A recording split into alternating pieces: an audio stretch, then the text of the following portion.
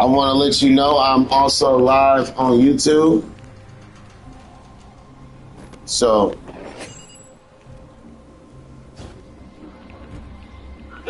ooh, yeah, because I'm fresh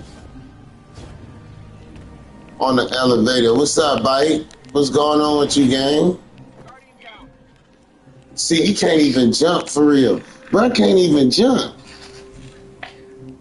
Get your ass up. Get your ass up. You might not be able to jump, but ain't no reason to fall. Hey, hey. Gonna bring your ass on over here, Mr. Titan Man. How you so big, so clumsy? How you so big and so close? So ain't that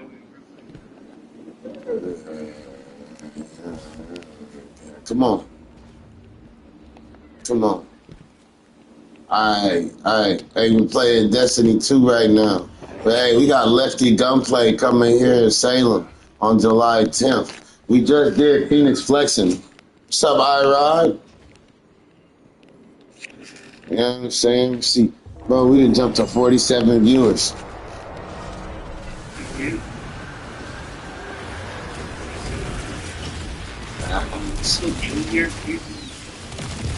Man, there you go. There you go. Interacting with the fan skis. Ooh, ow, ow, ow, ow, ow, ow, ow. Ow, bro, they hitting hard as a bitch, ain't they?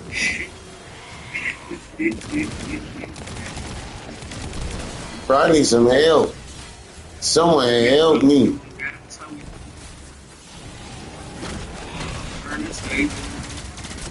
There you go. There you go. Interact with the fans.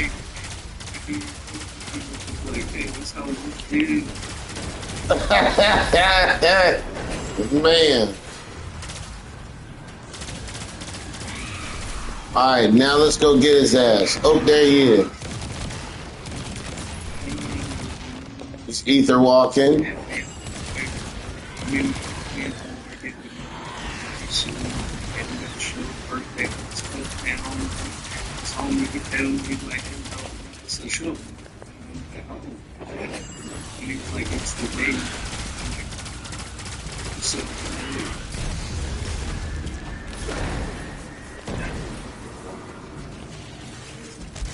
Man, first day, bro. If that's not how you do it, that's how you do it.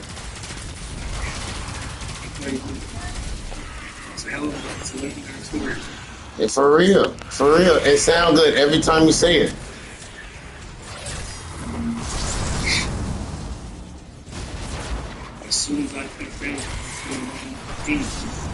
You know what you feel me? Where nigga at? Where cuz at? Oh, there he is. He ether walking. I see him.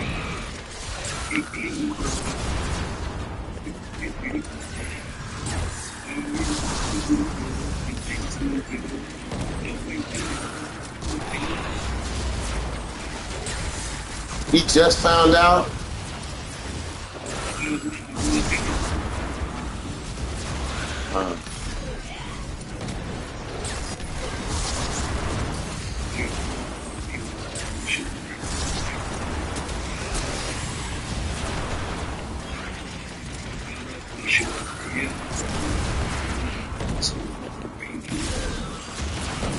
I can't even lie. He hella ugly. I don't know how he made a cute ass kid.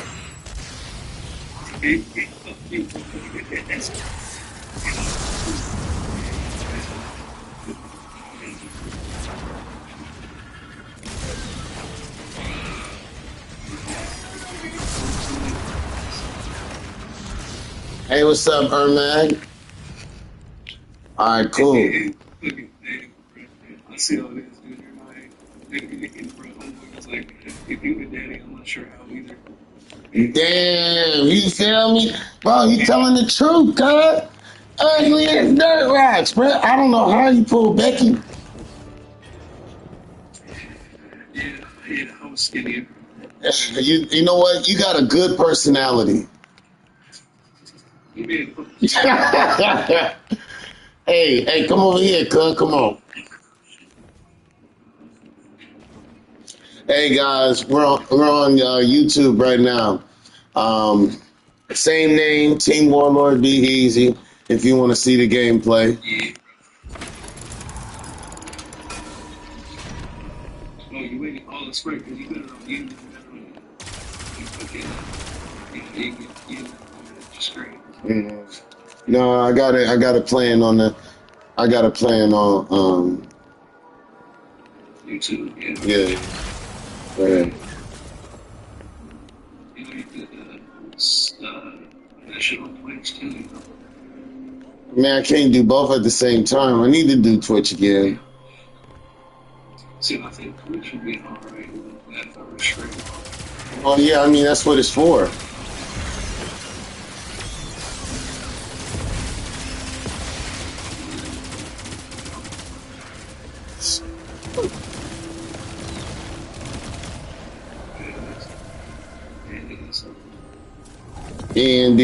And I got an ascendant shard, But it's not enough. but it's not enough. Got the incentive shot, but it's not enough. But it's not enough.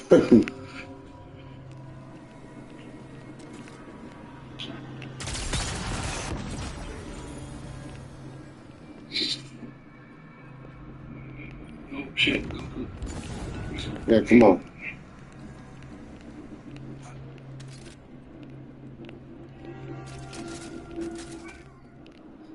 No, you was not. Quit lying. Who was I lying about? What I said.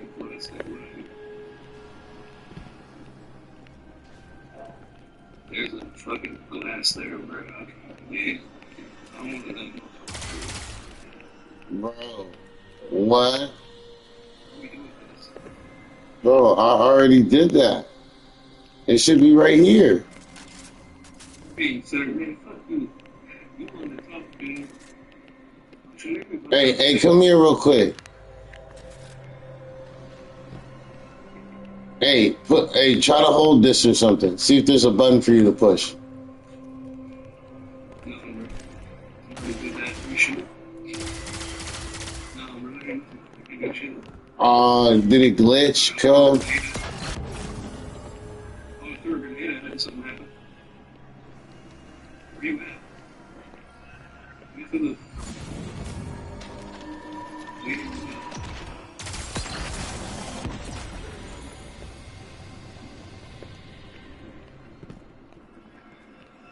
Hey, this way.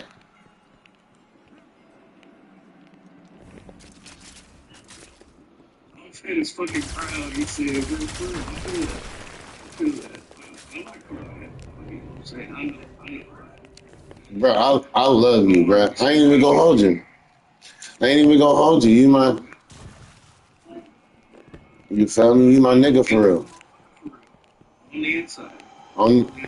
On on the outside too. You know, it's in a quiet taste. It's like super hot sauce that Taste. No, bro, but it look good. I don't know what's that, bro. You feel me? When I get these fucking cameras, bro, I'm telling you, bro, when they say a camera at 10 pounds, bro, they want to. Hey, wait, come back. Wait. Oh, okay. Oh yeah, we start. It started. Come on. Okay, so I don't remember how this works. So we're gonna have to figure this out together. Oh, I'm dead. I died because you died. We can't die at the same time.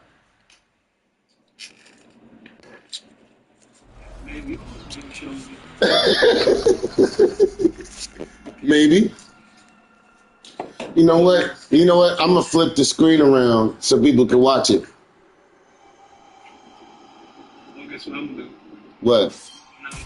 I'm gonna get started. Bitch ass nigga. Bitch ass. You ugly ass, you long hair having ass. You wish you had hair looking ass. You wish you had it. Just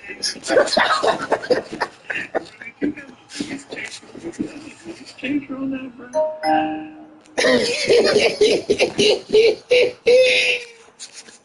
Yo, what's up, guys? How we doing? We're live doing a conversation. Let's get it going. Let's get it going.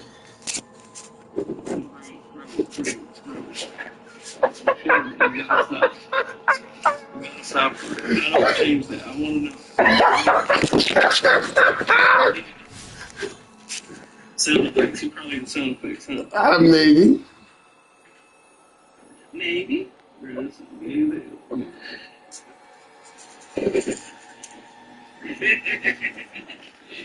Shit, we got class? Okay, hold on. We got whistles. Awkward. Wait. Oh, I gotta download. Hey, that's funny as hell.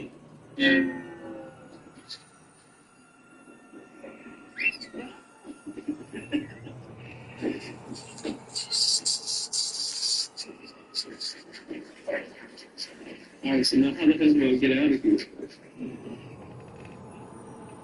Man.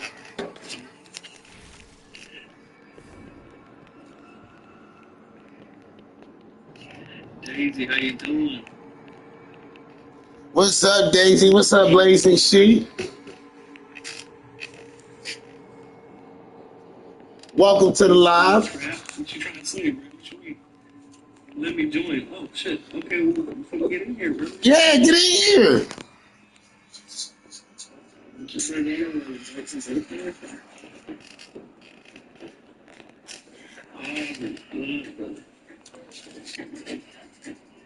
Ring of birds, what you doing, man?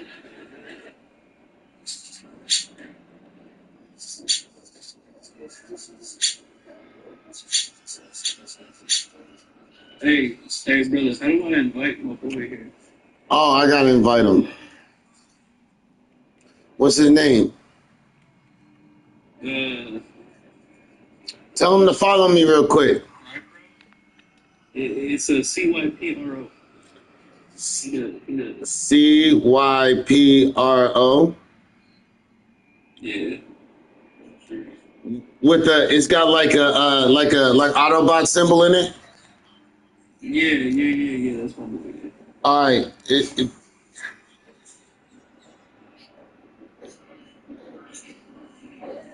It won't let me invite him.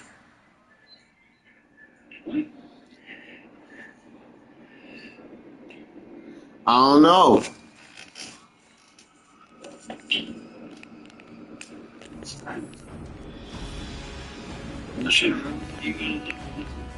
Hey, tell him you get on the next one.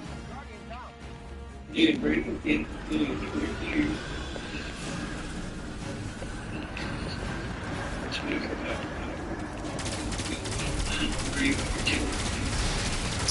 Yeah, man, me for starting shit. Man, you wasn't ready. That's not my fault. Oh, wait. All right, hey, we gotta jump in this hole. Come here.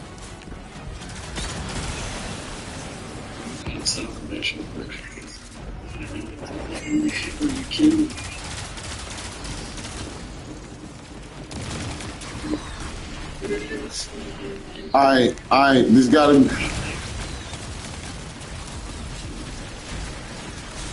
All right. Oh, look, I got Revenant Essence too.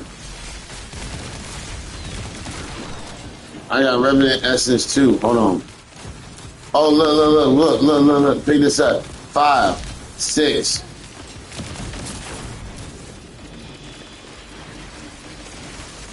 All right, get some more Revenant Essence.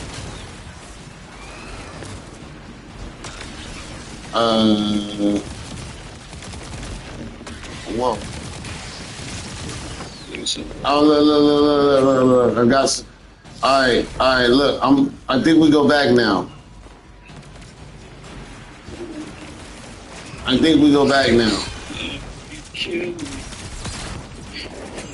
All right, so now what do I do? Okay. Damn. That didn't do what I thought it did. Alright, I'm dead. Huh? You ain't never played this before? Nah.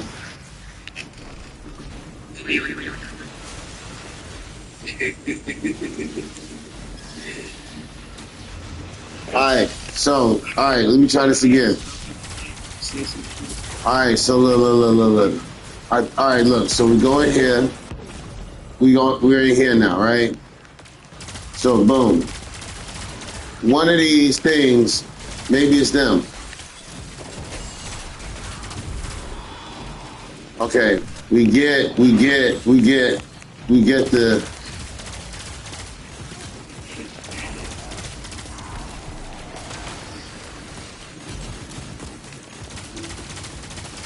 okay. Somewhere in here was the oh shit. I can't jump. Alright. Is it this thing?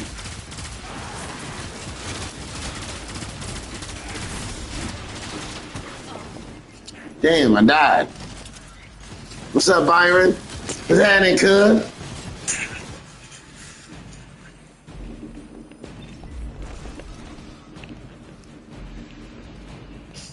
Alright. Wait, hold on.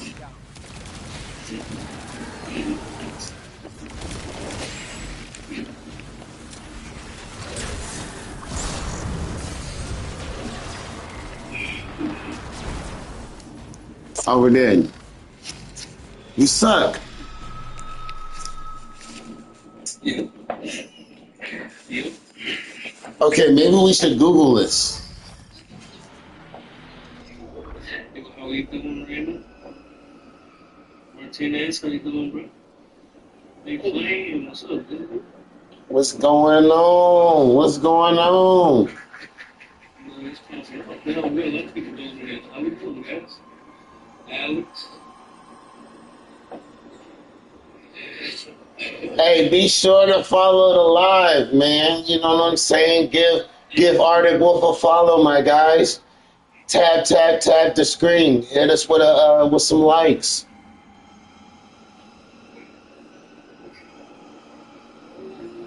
Man, y'all hear the baby in the background. If you ain't gonna do it for us, do it for the baby. Do it for the baby.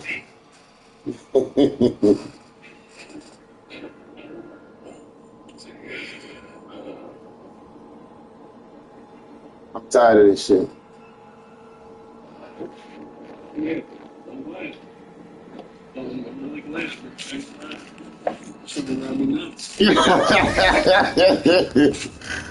my shit. Alright. I'm gonna Google this.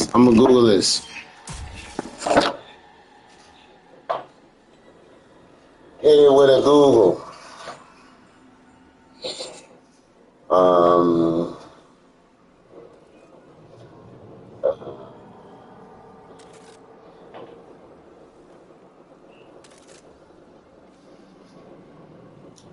Back in closet stacking chips. I saw you stacking chips. Running in the pouring rain.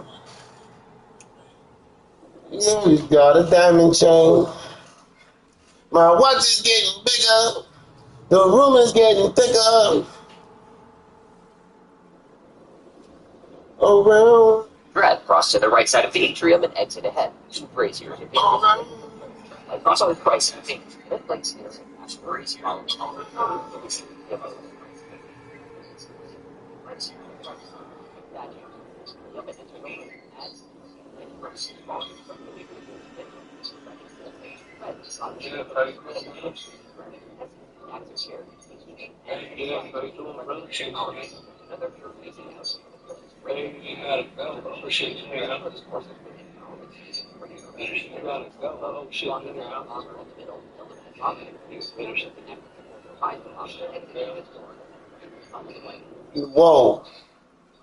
Whoa, that was confusing. What's up, Omar? What's good, gang? That was confusing. So, alright. So look, essentially, what we got to do is we're gonna we're gonna do a whole bunch of things we never did before. Well, that makes sense. I'm glad you understood.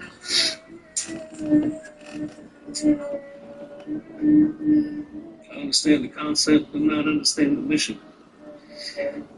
I understand the concept, do not understand the mission.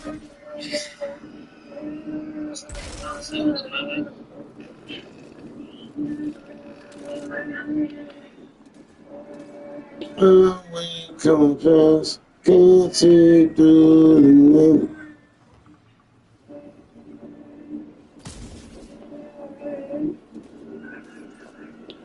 Man, my son, bam, none. Over here looking handsome.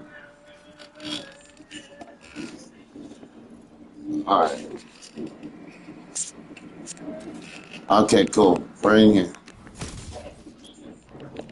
So, boom, right? We're going to come in here. We're going to open this up. Okay. He said something about over here. Damn. I think we have to kill it with the special.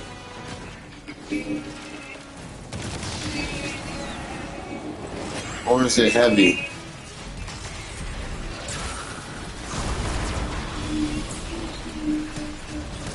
Nah, it's none of those. Defeat the pit enforcers.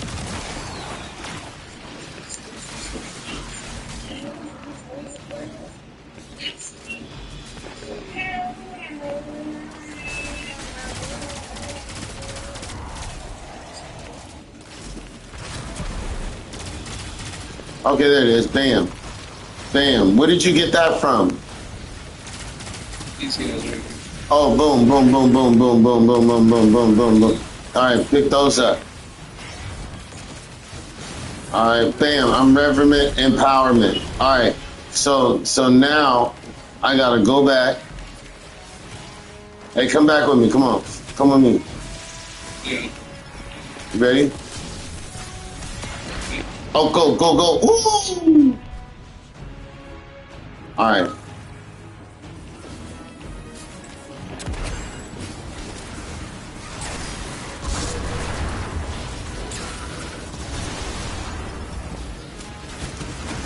Ah, shit. Oh, he killed me.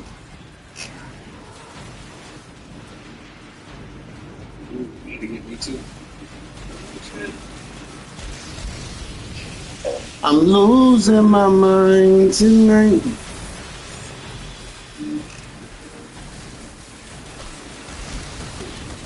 Oh, shit. Oh, shit. I didn't know you raised me, fool. My bad, my bad. Oh, I'm still Reverend Empowered. That's cool.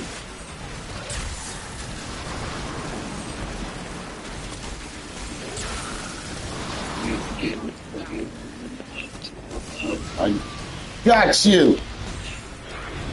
All right, now we got to take him out.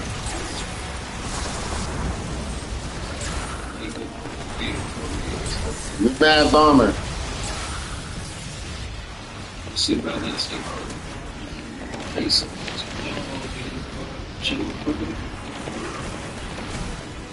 Oh, wait, just live. 3, 2, you made it. Good job. Don't worry about me.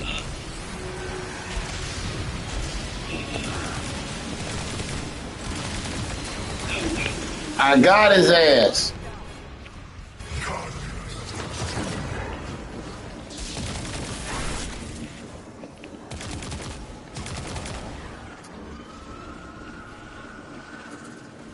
I don't know what this means.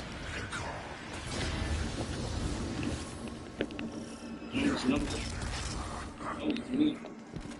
You do it again? There's another place over here.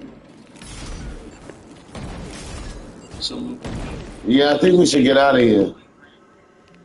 Oh, snap. DFA. Oh, snap. We did it. Now that's what I'm talking about.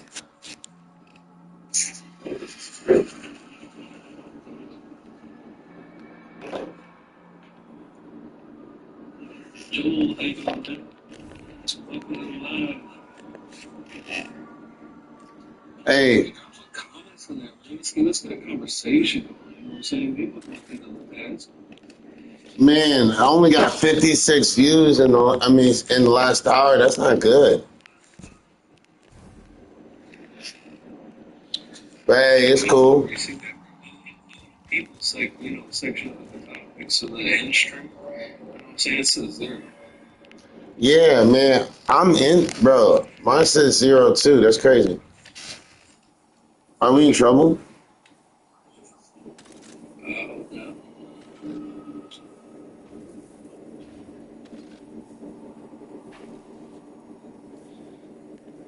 I don't get in trouble.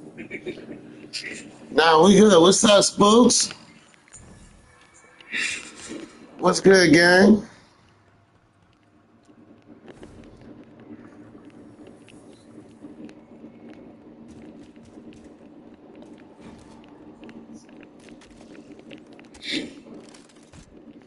What's up, Helena?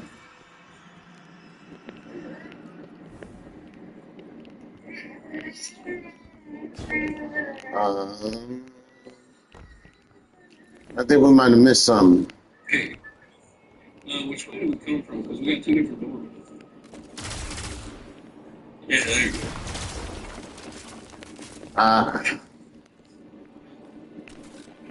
Let's get in this motherfucker.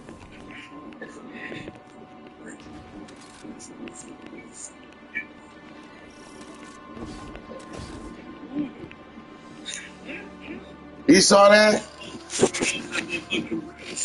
Almost died, bruh.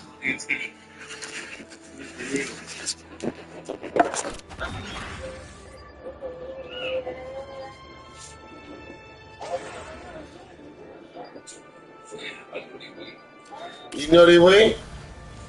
All right, you go that way. I'm gonna get a soda.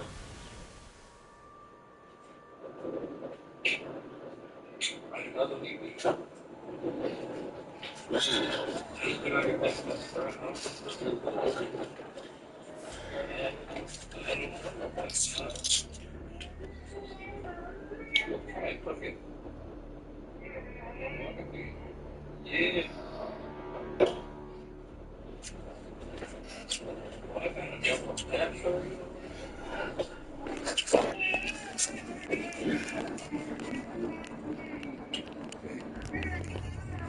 See that. See. Where you at? Where you at?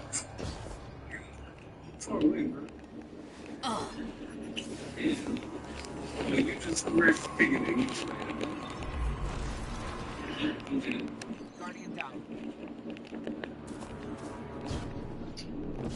I'm dead. Oh! So I'm trying to get you. Yeah. I can't come back and get you, bro. Yeah, no, there. Yeah. Oh, fucked up. Yeah, you go. I'll make it.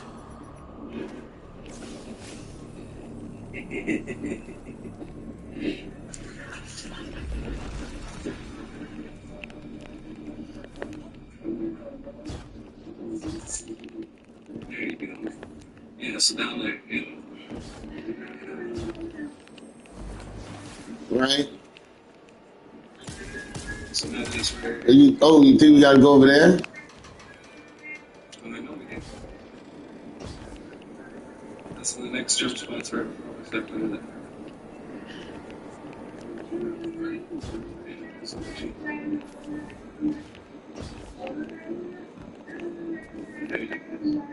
Bro, man, he sound like he having a good ass time. Yeah, he's chill. Yeah, he having a good ass time over there.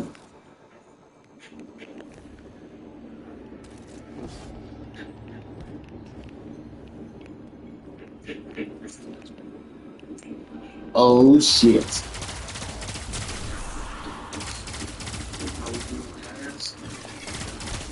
Oh shit. What's up? Welcome to the live, guys.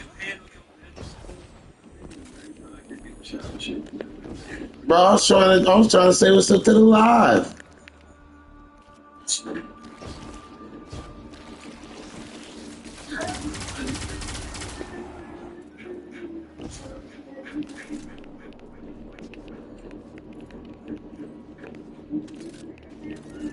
So where do we go now?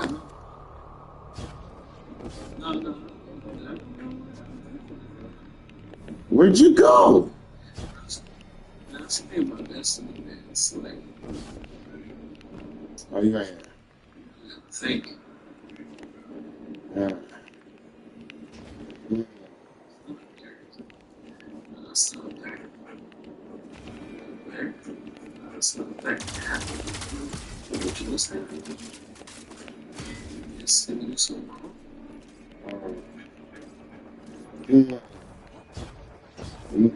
Let's go back a little bit. Wait a minute. I see it.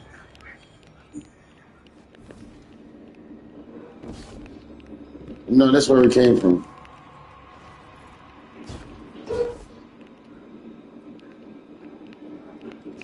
Oh, I see it. It's over there. Now, how we get over there, I don't know.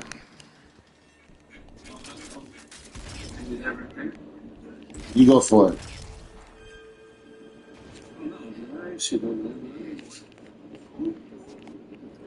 Ooh.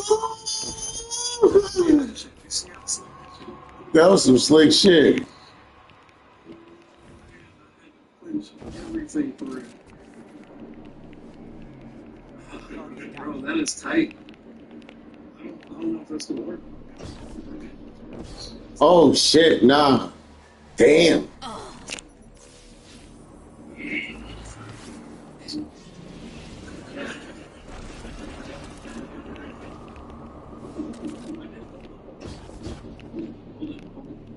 Oh, I jumped over it.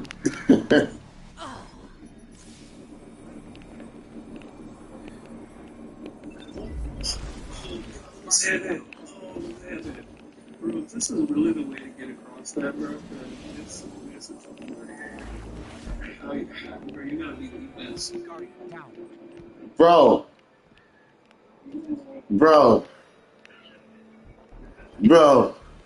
I'm in the back rooms.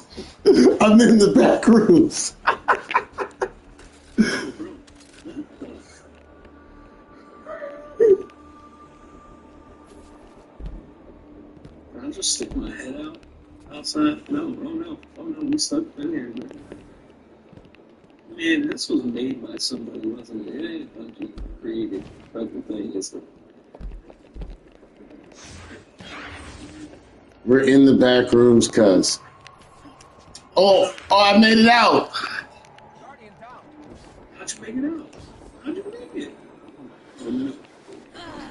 Oh. What's up, Michael?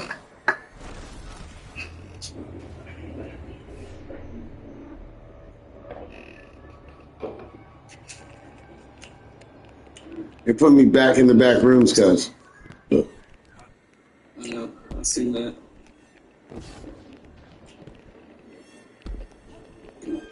Come on. Bro, I was right there.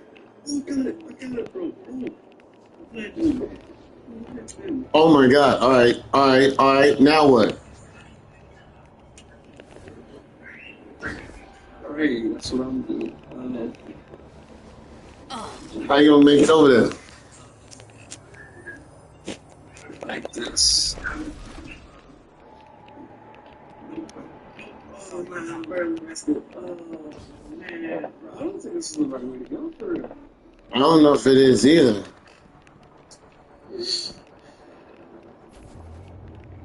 I feel like we're missing something. Yeah. Oh shit!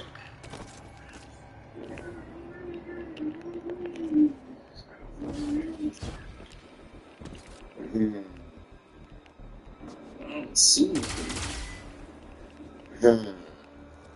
Ooh, I didn't even know this was up here.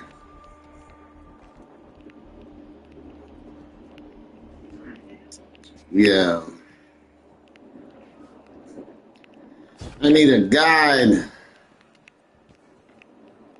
You know, I do see these like little symbols everywhere in the ground. Like, I don't know if you can input that or. Where is this? There's a organ or something. Is there some shit? Low. Wait. Oh, I made it again. Yeah, gang. I don't think that's the right way to do it. Can you make the jump? Well, I can make the jump. Does it do me any good? Oh, this might be the right way. That's what I was telling you. If that's the right way to go, that's a sin. What's up, Jelly? What's going on, gang?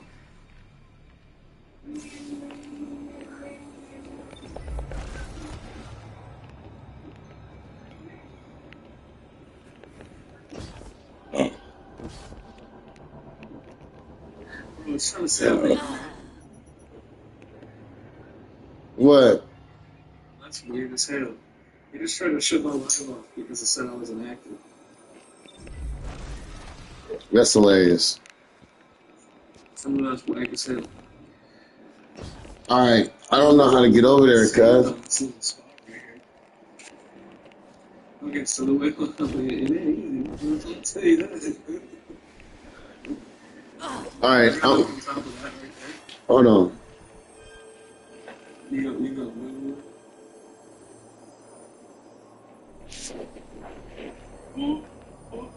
Oh my god.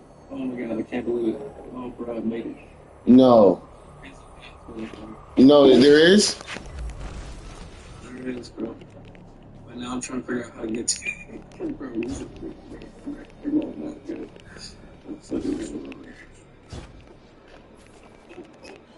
Oh, I made that shit, bro. I made it. No, you didn't. I made that shit. Crazy. No way. How is it the motherfucker with the least hops, bro? Oh, yeah, there's a whole other section behind here. Oh, man, bro. I'm trying to get over there. I made it to the stick, though. Okay, so you see the spinny thing, right? Yeah. Okay. So right about now, you see how that hammer just was like kind of level with where you're at? Yeah. You want to land on it so that way you can land on the little parts on the side. Okay? Because you want to jump onto that to get leverage and then jump onto the thing that connects it to the wall. What's up, Mew Meow? All right. 1, 2. Oh, You gotta wait till it's level with it. got it.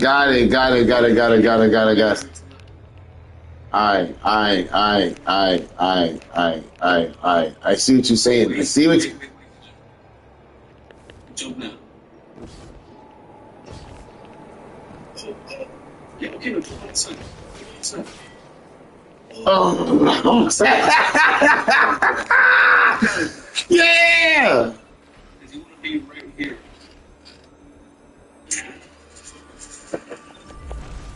All right. Come on. Because you ultimately want to end up right there. Yeah. Okay. I get it. Okay, so wait for the next one. And now. Oh, we didn't make it. Yeah, I We did. did make it. We got it. We're gonna keep doing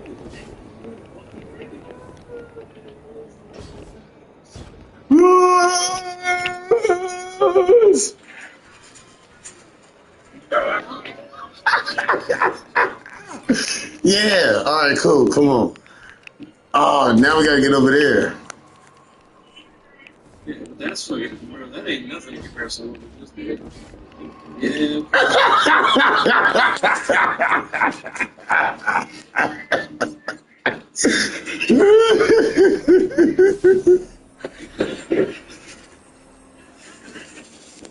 That shit was funny. Alright, let's try that again. All right. There's got to be a midpoint. Wait. No, there really ain't. There's nothing, bro. I'm just gonna make it there, apparently. Yeah, yeah. You got it. Yeah, you just gotta space out your jump. You son of a bitch. Yeah, it is.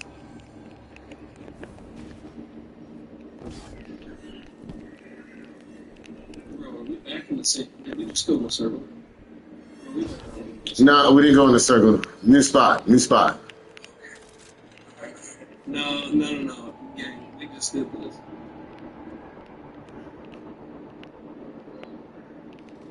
Yeah, because remember, we're gonna jump onto this thing here, and then we're gonna jump onto the little couple of spots on the other side. Bro, we just went in the damn circle. Shit.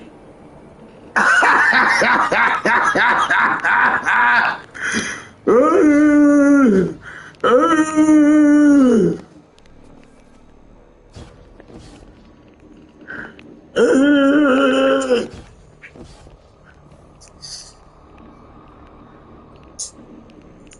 you better smooth this shit. Alright, there's some shit we didn't do that we should have did, most likely. That shit hilarious, cuz. What the fuck is that? Bro, you look in the mirror or something? I mean, fuck you, bro.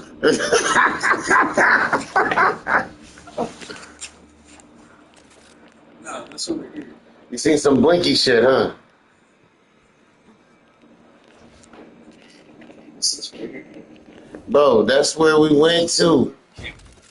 This is where we went to. Oh, this is where we went to last time? Okay, so we can start getting this in. Gotcha. Yeah, that's fine. Mm.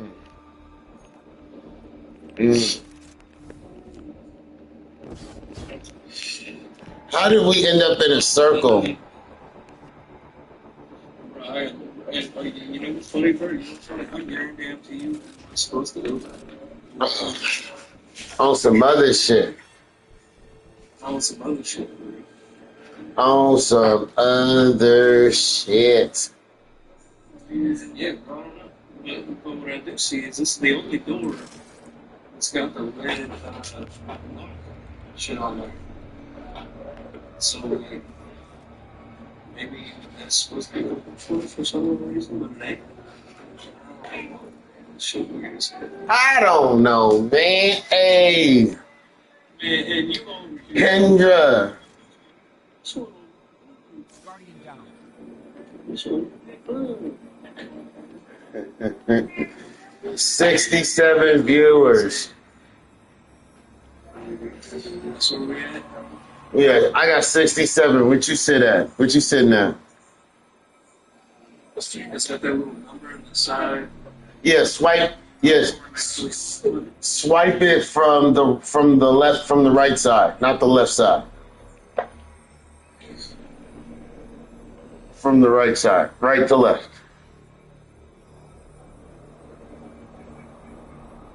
I'm trying here, nothing. Oh, there it goes. There it goes.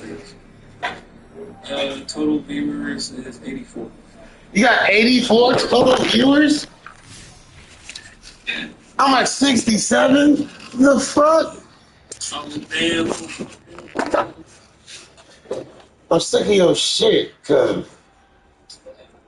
It's not enough. But it's but it's not enough. He told me, but it's not enough.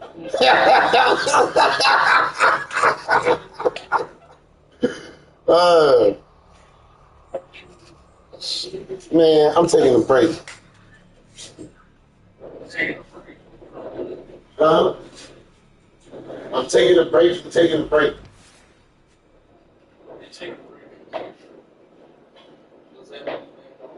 What's up, Kobe? What's up, Evan? Oh shit, niggas is here now.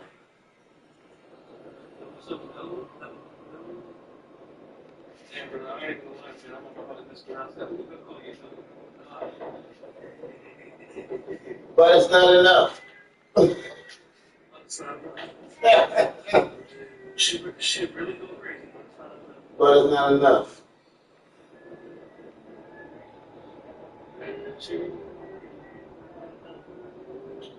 Man, man, man. The real question is, should we do some live invitations? But it's not enough.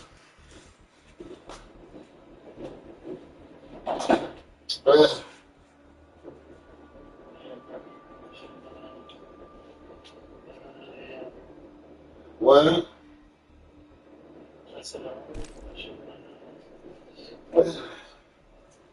How many live viewers do you have?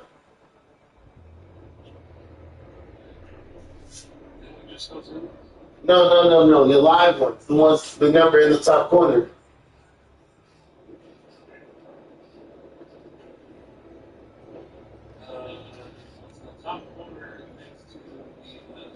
Your name. Yeah. So it's at 0. All right. Well, we hit the hour, so we can call it. So we can call it good. All right. We're gonna call it good. We're gonna jump back. I'm gonna call you back on Snapchat, and we're gonna talk about it. All right. But we're gonna be doing this 3 times a day, just like this.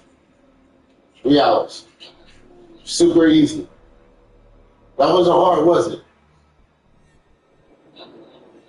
Right. All right, so I'm gonna call you. All right, guys. Thank you so much for joining the live. We love you. We appreciate you. Gang.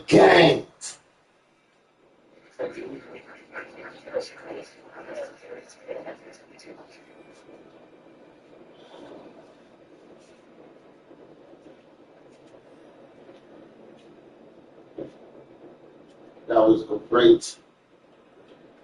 That was great.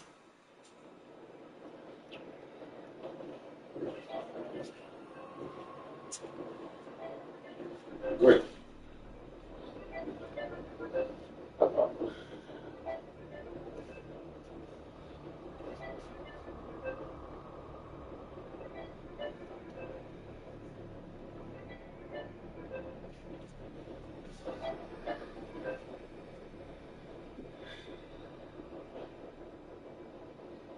That was great.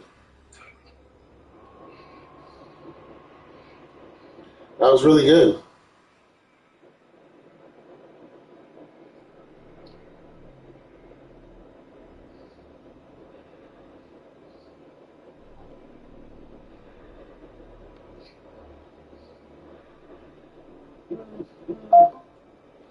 No. Why is it doing this shit to me? What? Hey, Henry?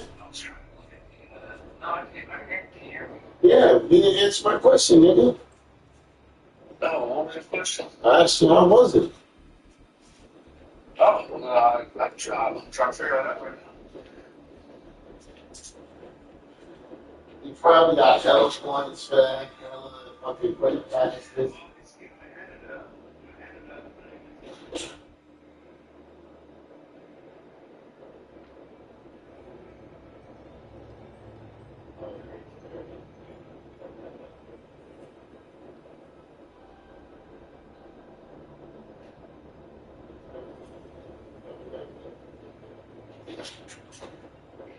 Where do you find your added for that.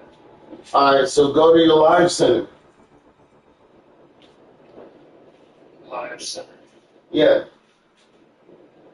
Is this on TikTok or is this on TikTok? You don't mind.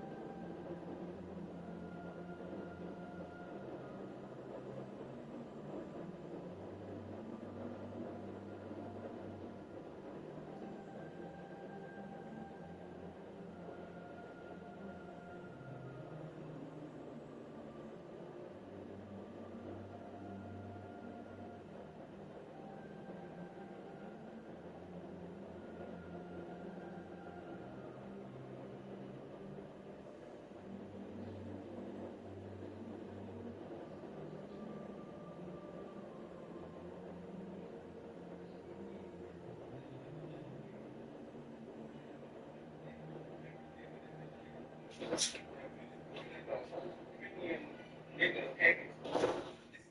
is the nigga starter shit. Give me a piece.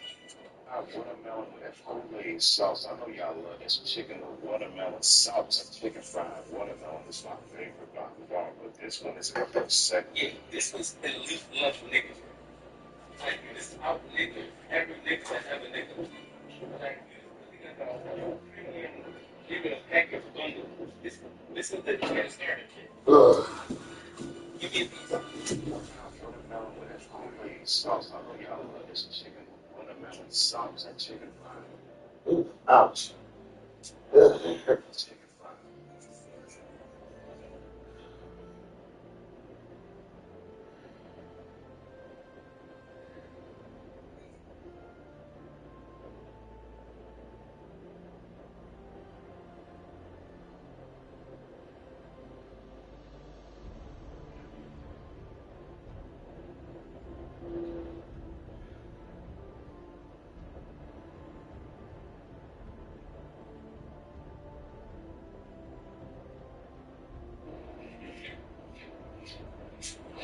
Oh, come on. Do I really gotta ask you there for $20? Hey, look, I'm gonna make a coffee on when we get up the yard. You want something? Well, hell yeah. It's been a minute since I had that. Sure, I got you there.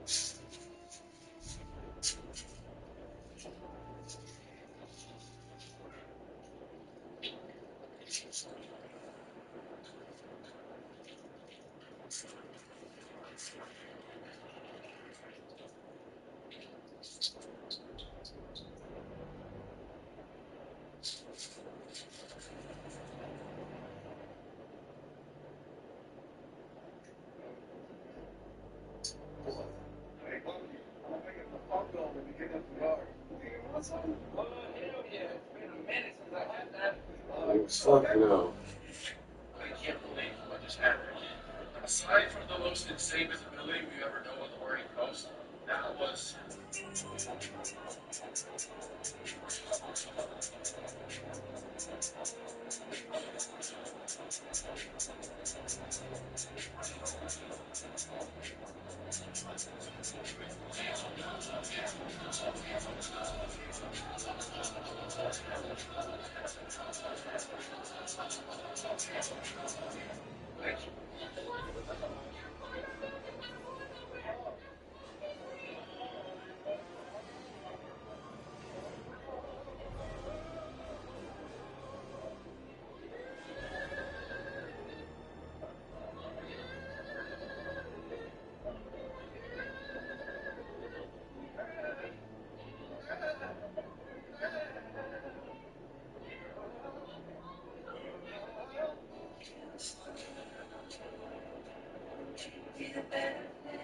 fire protection and everything. And what happened here was this building was renovated and they were going to add notices to the storage code. But at that time, you need to add more steel. And they obviously didn't add like more steel. So the building has crumbling behind me. I think they say we're just super dangerous. Obviously, we're going to go back to where we're on the static we're union, state players, union iron workers went after this job. They lost it. Pretty much what the Rock mentioned, like that was the contract that's over here. New York City, running for the first time. And they chose profit over safety. And with my members and every construction worker over here, let's support the state to get this back up and going. So you're going to have engineers in here like you won't believe. And sure. Everything is supported. And I don't know what's going to the other side of the building. How much it is, and how much it is, and how much more is it going to cost? That's the question. So you had members up there at the time? They were up there. What did they see? What did they? Cracking windows, red beams, floor, concrete was falling from the roof below, and they put it up, and then they went back and it got me anyway. So, I mean, we are not supposed to set this up. What we want is responsible construction in New York City. That's what we want. We put profits over, put wages down, and pay people nicely. Very, very sharp, perceptive analysis of the situation from somebody who very clearly has a lot of experience.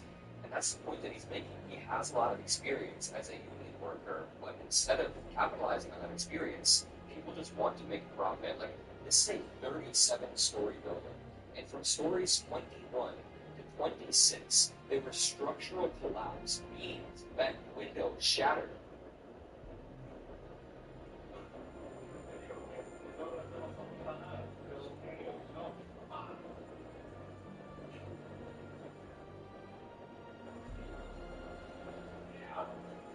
This is effing insane, and they wonder why public trust is rapidly.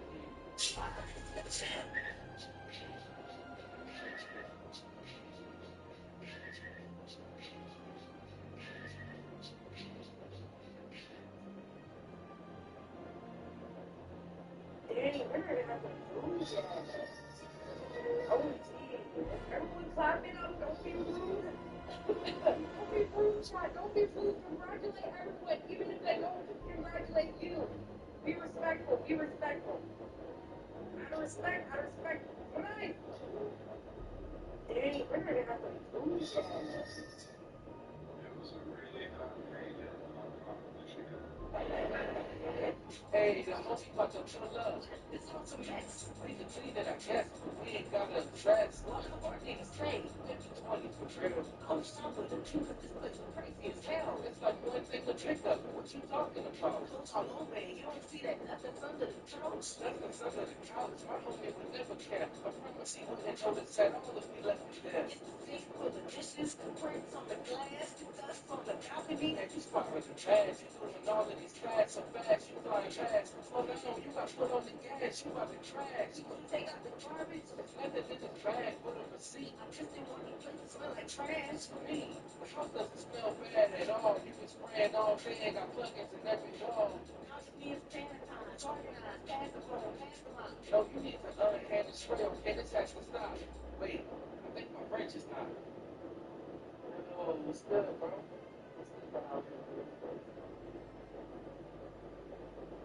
Hey, the homie about to pull up.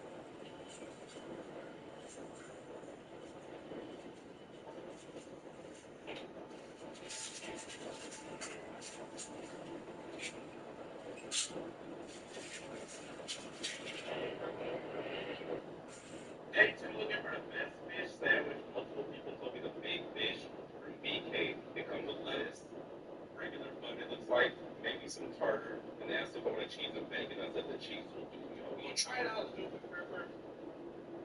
Let's see, I got another burger, another can, another fish, another beef, another sandwiches, go to the ocean. Right now, the filet fish fish is the standard for the best fish sandwich you can get anywhere in the sea. I've never actually had this one.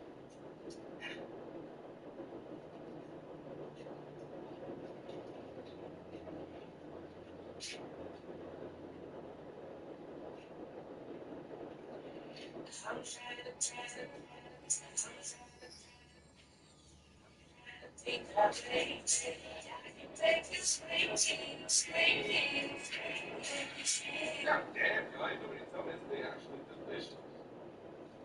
I've never had anybody recommend a fish sandwich from Burger King to me. The bun is like almost like a potato bun. It's a little too thick. I do prefer the potato fish bun. Fish is right on par. The cheese is like artificially tasting thick cheese, which actually goes very well with the sandwich. The lettuce and I think the pickles on there's a nice touch. They do on something. That's what I still don't think I put this above McDonald's for the fish. Because I just feel like theirs goes down so much easier. But if I was closer to a Burger King than a McDonald's, I think it was. Hey, take a look at This is my grandpa's favorite street of my life. Yeah, Vendadon. You're right. Who? Vendadon. Vendadon? Yeah. He's really a daddy figure, isn't he? He takes care of it. He does. He takes care of his money for that. He's the greatest. This is my grandpa's favorite street of my life. Yeah, Vendadon. You're right. Who? Vendadon. Vendadon? Yeah. Making me eat with your Get on the scene. Everybody see. Look. Colleague, look, come on. Look at mine. Ain't no police. Look at me. I'm not no police. What the fuck? Yeah, man. The slappers out here. Look at him. Look at him, fool. Look at him, lying fool. Oh, hell no, fool. Look at him, like, get down, bro. Get down, bro. Run the ball, run this shit for real. Get on the city. They run the city. I'm open-minded, but I don't see any evidence for icing for the present person with their pyramids. How would you convince them that they're icing? Actually, that's my biggest concern. That's my biggest concern. You would teach each generation. I'm open-minded, but I don't see any evidence for icing for the present person with their pyramids. How would you convince them that they're icing? Actually, that's my biggest concern.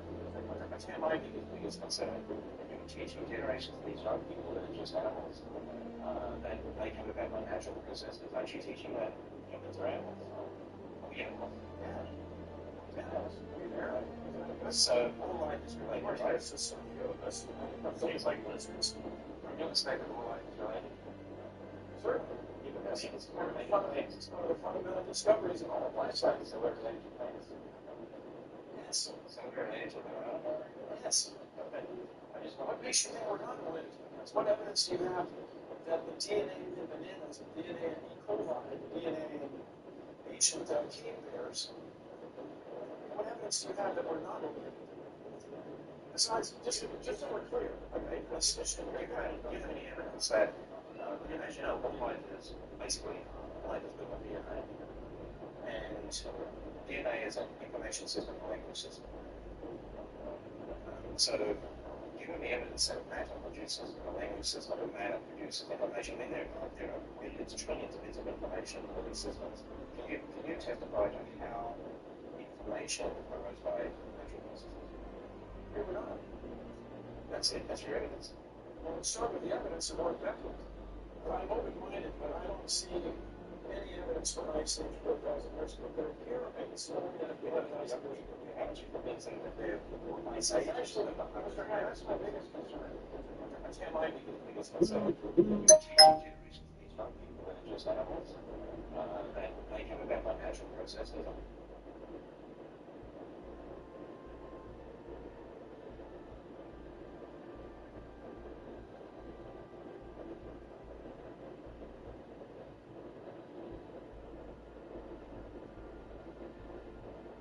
I discovered you.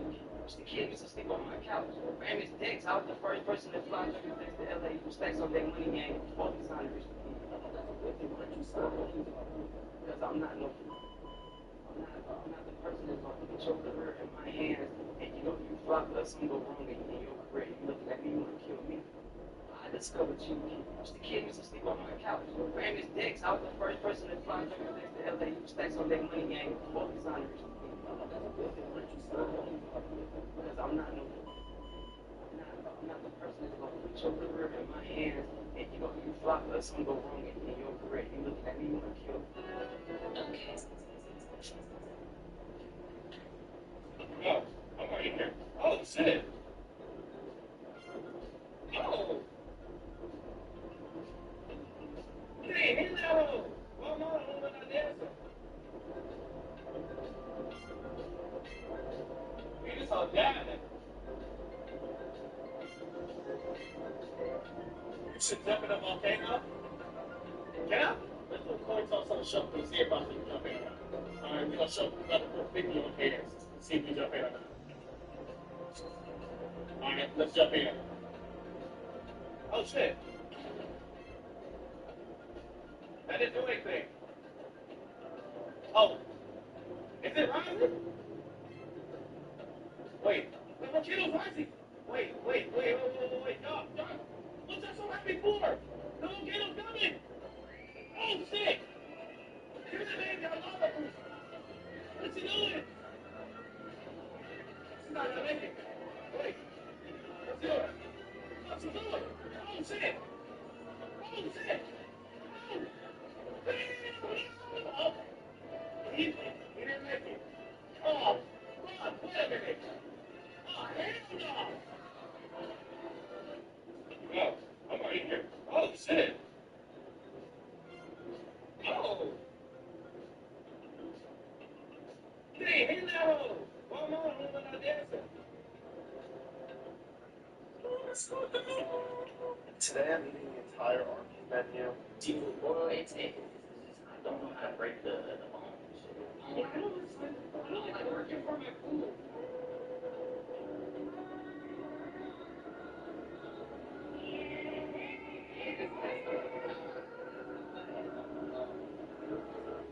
Well, it's I don't know how to break the bone. I don't like working for my food.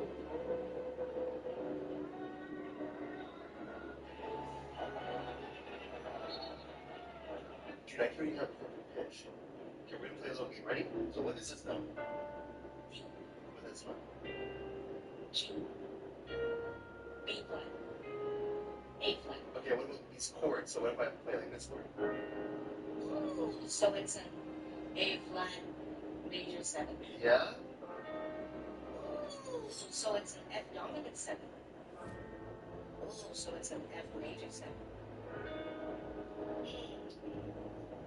It's an E major 7. What the heck? Okay, what was this? I'm gonna play individual notes on the piano.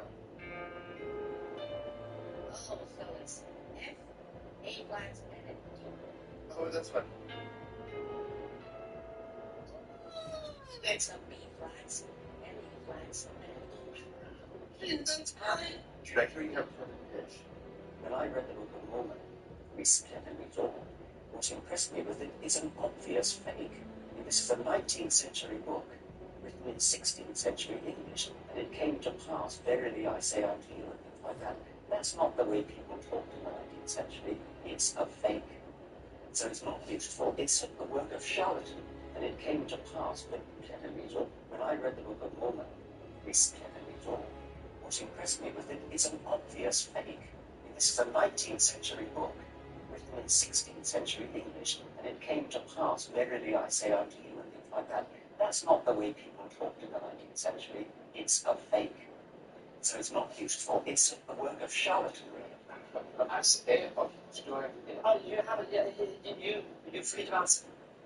the book's been studied and torn apart and looked at, and I am not. I'm not one of the professors that have done it. Do you believe I think all of this man a charlatan. I do. I take offense to it. And he's a convicted charlatan, he's a convicted con man? no, these are all falses. You should do your research. Yeah, I think I have. Yeah, you are. No, we can all start from. When I read the Book of Mormon, this cannot be all. What impressed me with it is an obvious fake. This is a 19th century book, written in 16th century English, and it came to pass, verily I say unto you, and things like that. That's not the way people talked in the 19th century. It's a fake. So it's not useful. It's. Would you rather teleport to only the places you've shat, or would you rather be able to fly with 5 inches up there?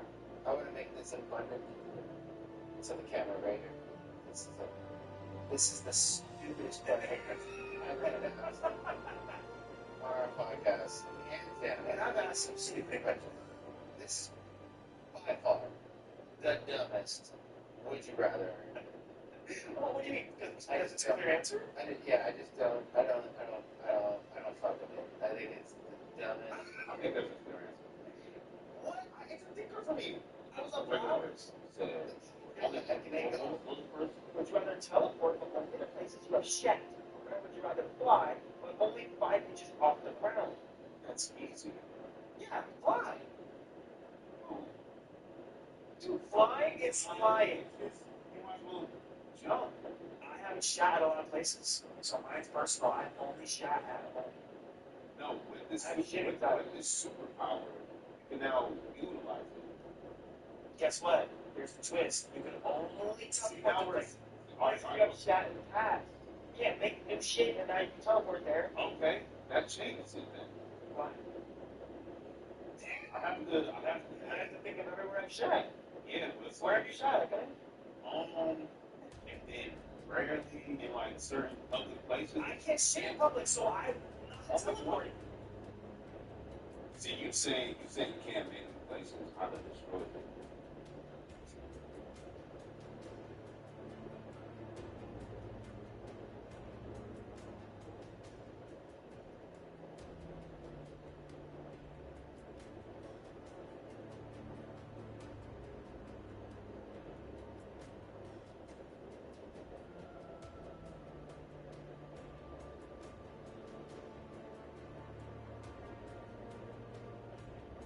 Have you ever seen a window magnified reality? This can really happen, and it's honestly very scary. I had no idea this illusion existed until I saw it in real life from the window of a hotel room I was in Sydney, Australia. From the window, I could see the Sydney Opera House. But as I moved away from the window, the Opera House appeared to come closer and grow larger. It was so trippy, I immediately researched every known optical and psychological mechanism that could possibly explain this particular type of force perspective. And I found a lot, but I never found a name. So when I made a video, it's like and the bad shoes and all and other colorway. The first, this is what they call PvP. You should change the name to Evan Brand right now. I swear, what's wrong with this guy? This is crazy. That's the only way I've ever seen in my entire life. Hey, man, can you drop your purple shoes and work into Minnesota like all the months of the field? On the 80s, brother. He's 120 out of 10. Not 10 out of 10. These are bangers. They're banging shoes right here. Take a look.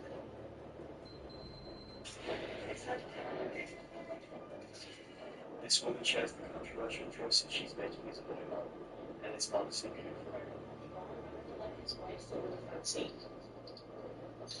I don't mind sitting in the back seat. I told my son, I am very much against somebody else.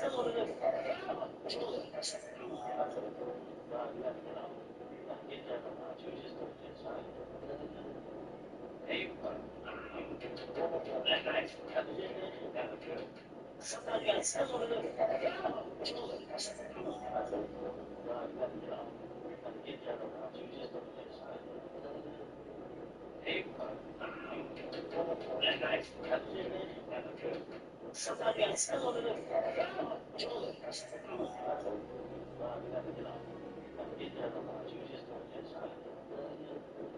hey, that night, Somebody else.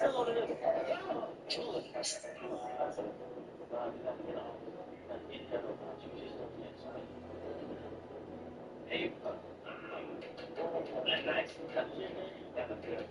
Somebody That's just the blood and power. So that the total power for the power. So you did.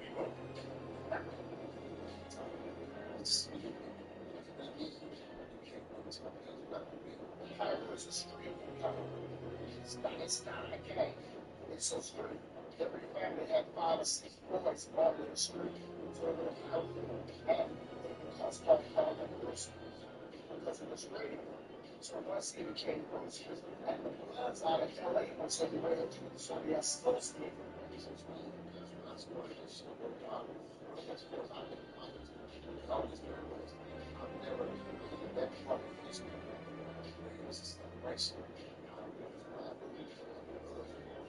there ain't 2 cents in common. Powers exist. You got African powers in Inglewood, you got neighborhood powers, you got powers in Oakland, you got powers in Pomona, you got powers in Sacramento, you got powers all over the world. What did you just say? I wanted to, but you know, Mark.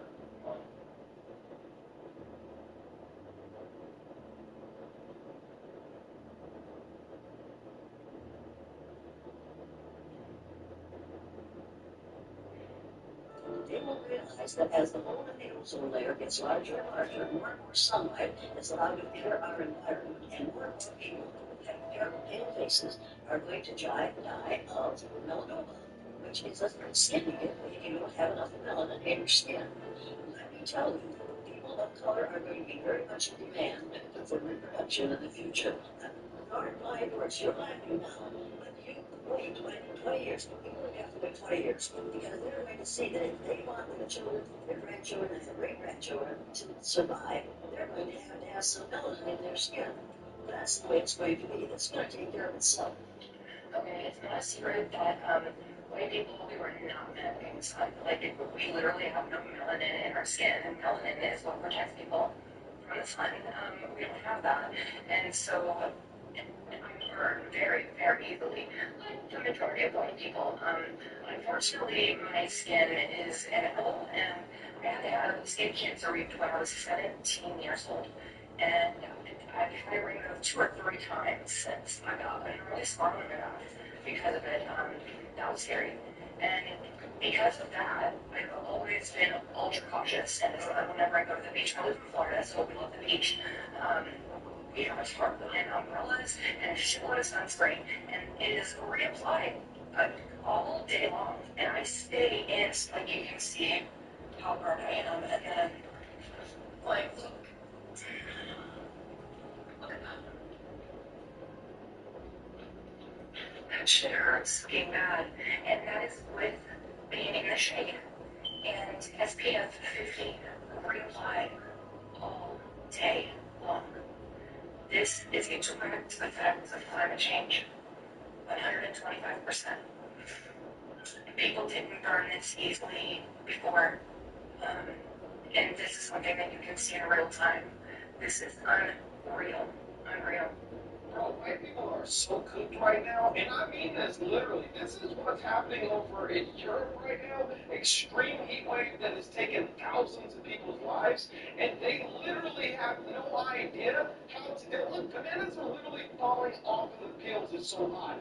Tires are melting. Cars are melting. You can fry eggs from the sun over there, and thousands of people are now dead. The air conditioning isn't working. Their systems are antiquated. Look at this. That's crazy. Meanwhile, over in China, they're playing the classic game of slip and slide. Only they're doing it over buildings and streets and highways. I mean, they literally have a truck to cool down cars as they're driving. They even have street poles going across, cooling down the cars as they're driving. Why can't white people think of stuff like this? Only Asians would come up with such a simple solution to prevent cars from literally melting. White people, we are so doomed. It's crazy. I mean, I was literally scrolling through Koa.com. You know that place, the #1 place for you to get all of your world news at your fingertips and have an AI pull up read it to you? Yeah. 2,000 people, 1,000 people in France, 1,000 people in Spain, dead on arrival because of this heat wave, because literally Europe has no idea how to deal with the sun. Maybe that's why everybody's white over there. My name is Mike Dean, you're watching the Daily Rumble. Or go to co.com to get all of your news at your fingertips. Over 1,300 people have died in France because they are experiencing a massive heat wave. And now government officials in France have come out and they are blaming America because they don't have ACs. This lady right here is the deputy mayor of Paris, and she said that it's America's fault that there have people dying over there if we use air conditioning, and they don't. We call it global warming. I'm sorry, lady, I can't hear you over the buzz of my AC. It's keeping my studio 66 degrees right now. How about you stop worrying about what we're doing over here and join the rest of the developed world and get yourself some ACs so your people don't die like they're burning up in an oven. Michigan weather is so stinking disrespectful today because explainably why I walked outside this morning and immediately felt like somebody opened the door to a preheated air fryer and shoved me right inside. 97 degrees in Michigan? Absolutely not. We are not built for this.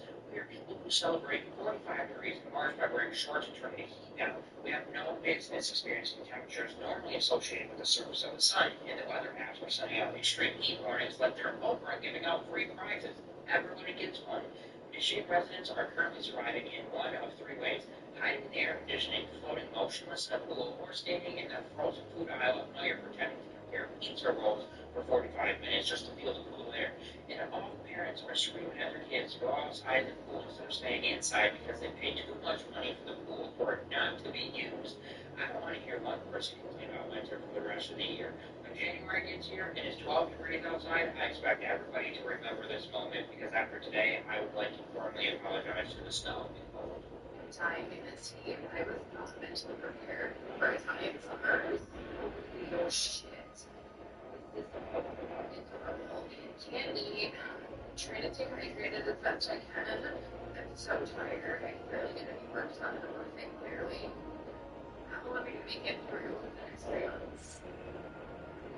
Tell me. I'm here to tell you, if you're thinking of stepping outside in New York City, even for a second, you're going to start melting. It is next level hot outside right now. It's 95, but it feels even hotter. I swear to you, I was just outside for 15 minutes, and you can see what my face looks like. So now I'm taking a subway home. But tomorrow, which is Thursday and Friday, it's going to be even hotter, 100 degrees, but feeling even hotter than now 100. So stay cool out there. And forecasters are predicting a double heat dome across the U.S., with one setting up on the West Coast and the other setting up on the East Coast. Both high-pressure systems will trap the heat and humidity in the same place. And basically, this puts over 200 million people in the bullseye for this extreme heat. And this is a warning that everyone should heed right here from the National Weather Service. They warn that increased risk of heat-related illness, and they urge you to prepare now by staying hydrated and limiting your outdoor activity. And as predicted by many, this can and will be a very dangerous situation for many people. So plan ahead and heed this warning.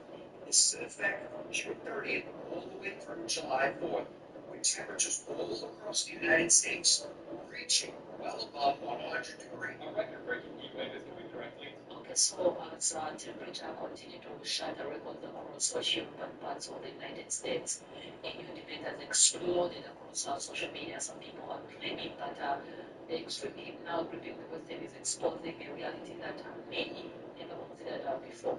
Okay, so that certain populations may be less adapted to intense sunlight and prolonged heat exposure. The discussion intensified after temperature climbed above 48 degrees Celsius in several European countries, overwhelming structures, straining power grids, and creating dangerous conditions for millions of residents. Health agencies reported a significant increase in heat-related illnesses and excess deaths, particularly among elderly people and those with underlying health conditions. Recent reports from France, Belgium, and the Netherlands have linked thousands of excess deaths to the latest heat wave. Many people online have pointed to melanin, the natural pigment that gives our skin its color, as a possible advantage in regions with intense sunlight. Scientists agree that melanin helps protect the skin from ultraviolet radiation, reducing the risk of sun damage and certain skin cancers. However, experts also stress that extreme heat can be dangerous for everyone, regardless of skin color. Heat stroke, dehydration, and heat exhaustion affect people from every background when temperature becomes severe enough. What is undeniable is that Europeans are facing conditions that many cities and communities were never designed to handle. Homes are built to trap warmth during cold winters and now struggling to stand cold during increasing intense summers. Health officials have even described the heat as a silent killer because many deaths occur quietly in homes and hospitals rather than during dramatic disasters. The question now is whether these record-breaking temperatures are temporal anomaly or a glimpse into the future. You guys let me know what you think about this in the comment section down below. I'll come back at the end of this video to give my 1 final 2 cents. Let's go and watch it. So if you live anywhere in the U.S., you're going to be affected by a very dangerous heat wave very, very soon. The East Coast specifically will be extra toasty. Now, up until July 3rd, temperatures in the U.S. are going to be getting into the hundreds, which is causing many dangerous heat warnings and advisories across the U.S. Now, I live on the East Coast in Philly specifically, so if you're in this area like me, it's going to hit us extra, extra hard, so be sure to drink lots of water. It is now official. If you live in the United States of America, then you need to heat this warning immediately. And why do I say that? Because the NOAA has officially issued an extreme heat warning for the U.S. as a large heat dome builds across the central and eastern U.S. through the July 4th holiday. It basically means that the entire United States of America will have temperatures that average well above 100 degrees in almost every single state. Have a look at the jet stream and how it's forming the heat dome basically around the entire United States. Take a look at the real field temperatures as well. What the heat index is going to make it feel across the U.S. all the way through the July 4th holiday weekend. And forecasters are predicting a double heat dome across the U.S. with one setting up on the West Coast and the other setting up on the East Coast. Both high-pressure systems will trap the heat and humidity in the same place. And basically, this puts over 200 million people in the bullseye for this extreme heat.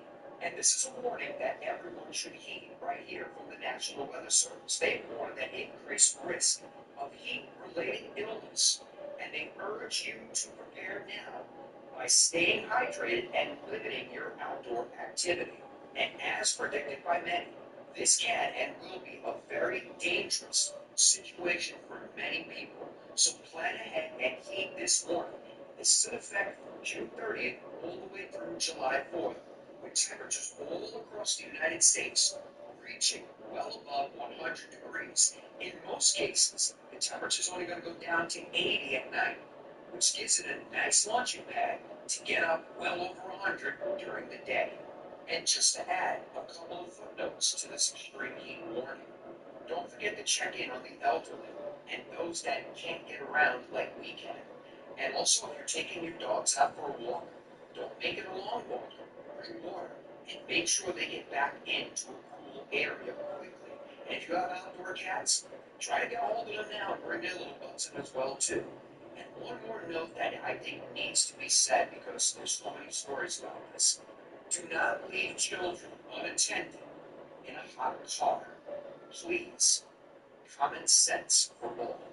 Let me know your thoughts on this in the comments. And as always, I'd love to hear from you. Just a reminder, more Europeans die every year from heat-related illness than Americans do from gun violence. That's a real fact, and you can look it up. So don't let any of these Europeans tell you that they can't install AC in their buildings, right? They've installed plumbing before, they've installed electricity. They can install air conditioning, but their ignorance doesn't let them. And so they have more people that die from heat than gun violence. Make it make sense. So as we bring this discussion to a close, one thing has become very clear throughout this world, witnessing weather extremes that are becoming harder to ignore. It's almost Europe resident who once worried primarily about harsh winters are now facing intense heat waves that are rewriting record books. Yeah, streets are baked under relentless sunshine. Transportation systems have struggled, and hospitals have reported great numbers of heat-related emergencies. Scientists and public health officials are warning that these events are no longer rare occurrences, but part of a trend that appears to be accelerating. Recent analysis suggests that climate change has significantly increased both both the intensity of these heat waves and the number of deaths associated with them. The viral claim that some populations are simply not built for this level of heat has generated millions of views. While there is scientific evidence that melanin provides protection against harmful ultraviolet radiations from the sun, the reality is far more complicated than many social media posts suggest. Human beings are remarkably adaptable, and vulnerability to heat depends on many factors, including age, health, status, housing conditions, access to cooling, hydration, and socioeconomic circumstances. Excuse me, please pardon me. Experts repeatedly emphasize that the people most at risk during extreme heat waves are often the elderly, those with chronic illnesses, armed workers, and individuals living in poorly ventilated houses. In many cases, the deadliest factor is not skin color, but whether someone has access to a cool environment when temperature becomes dangerous. What makes this situation especially concerning is that much of Europe's infrastructure was designed for a cooler climate. Many buildings were constructed to retain heat during long winters rather than release it during scorching summers. As temperature continues to rise, those design choices are becoming increasingly problematic. Health officials have warned that homes, schools, workplaces, and even hospitals were not built for the kind of prolonged heat now being experienced across parts of the continent. Another lesson emerging from this crisis is the importance of adaptation. Around the world, different countries are experimenting with creative ways to combat extreme temperatures. Some cities are expanding green spaces, planting trees, redesigning streets, installing cooling systems, and developing emergency heat response plans. The challenge facing governments now is whether they can adapt quickly enough to protect their populations from future heat waves. The reality is that heat remains one of the most deadliest weather-related threats on Earth. Unlike hurricanes, earthquakes, or floods, heat often kills quietly. It does not always leave behind dramatic images for television and cameras. Instead, victims are frequently found in their homes, hospitals, or care facilities after their bodies simply can no longer cope with the stress of extreme temperature. That is why experts often refer to heat as the silent killer. As a moment watching these events unfold, the heat wave has become more than a weather story. It has sparked conversations about climate, human adaptation, urban planning, and even the future of our civilization itself. Some cities record temperatures as evidence that the world is entering a new era. Others view them as a warning sign that our societies must prepare for conditions unlike anything experienced in previous generations. Regardless of where you stand on this debate, the numbers are impossible to ignore. Record temperatures have been recorded across multiple countries. Thousands of excess days have been reported, and scientists continue to warn that heat waves are becoming more and more frequent and more intense. One question many are asking is that who is adapted to heat? Who's adapted to heat? The bigger question may be whether modern scientists can adapt fast enough to a world that appears to be getting hotter year after year. As these heat waves continue to make headlines, one thing is certain: this conversation is far from over. The choices made today by governments, communities, and individuals will determine how future generations experience a changing climate. What do you think about these guys? Are these extreme temperatures simply part of a natural cycle, or are they a sign of a larger shift taking place across the planet? Please let me know your thoughts in the comment section down below. And if you enjoyed this video, don't forget to like, subscribe, turn on notifications so that you never miss an upload from me. Thank you so much for watching. Stay safe, stay informed, stay hydrated, sorry, and I'll see you in my next video. Stay peaceful.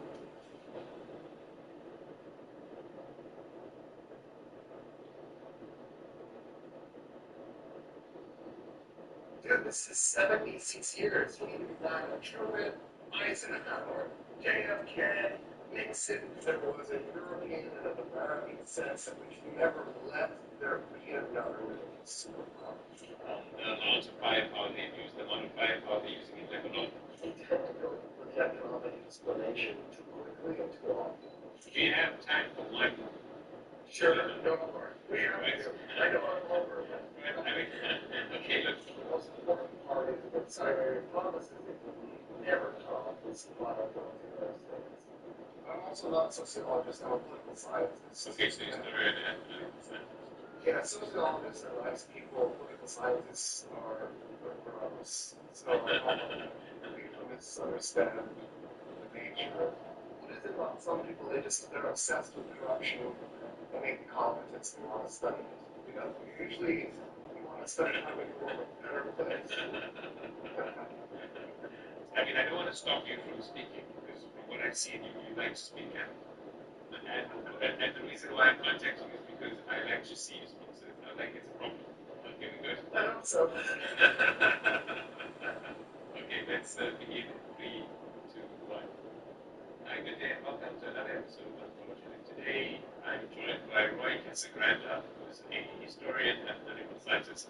You may have seen him on the internet. He's the founder of Boston School Lecture Series, which he's rebranding at the moment, where he's hosted a series of lectures dealing extensively with history, but specifically the history of the Arab world and the Middle East. Professor Roy Casagrande, welcome to the show. Thank you so much for giving us your time. Today we're going to have quite a long discussion. It's going to be based around, I think what we're trying to do is try to understand why the Middle East, how it is, based on the history of the last 100 years, but specifically because of UK and US interference, but more specifically US interference, just because it's the more recent interference in the last 70 years. I want to start off by just asking you, there's a clip, and we'll actually play it for our audience, but what you say in the clip is the following. It's about the Eisenhower Doctrine, which I think is something we can discuss quite in depth, where you say, the Eisenhower Doctrine establishes that there is a priority for communism, and that priority is to destroy the French and British empires.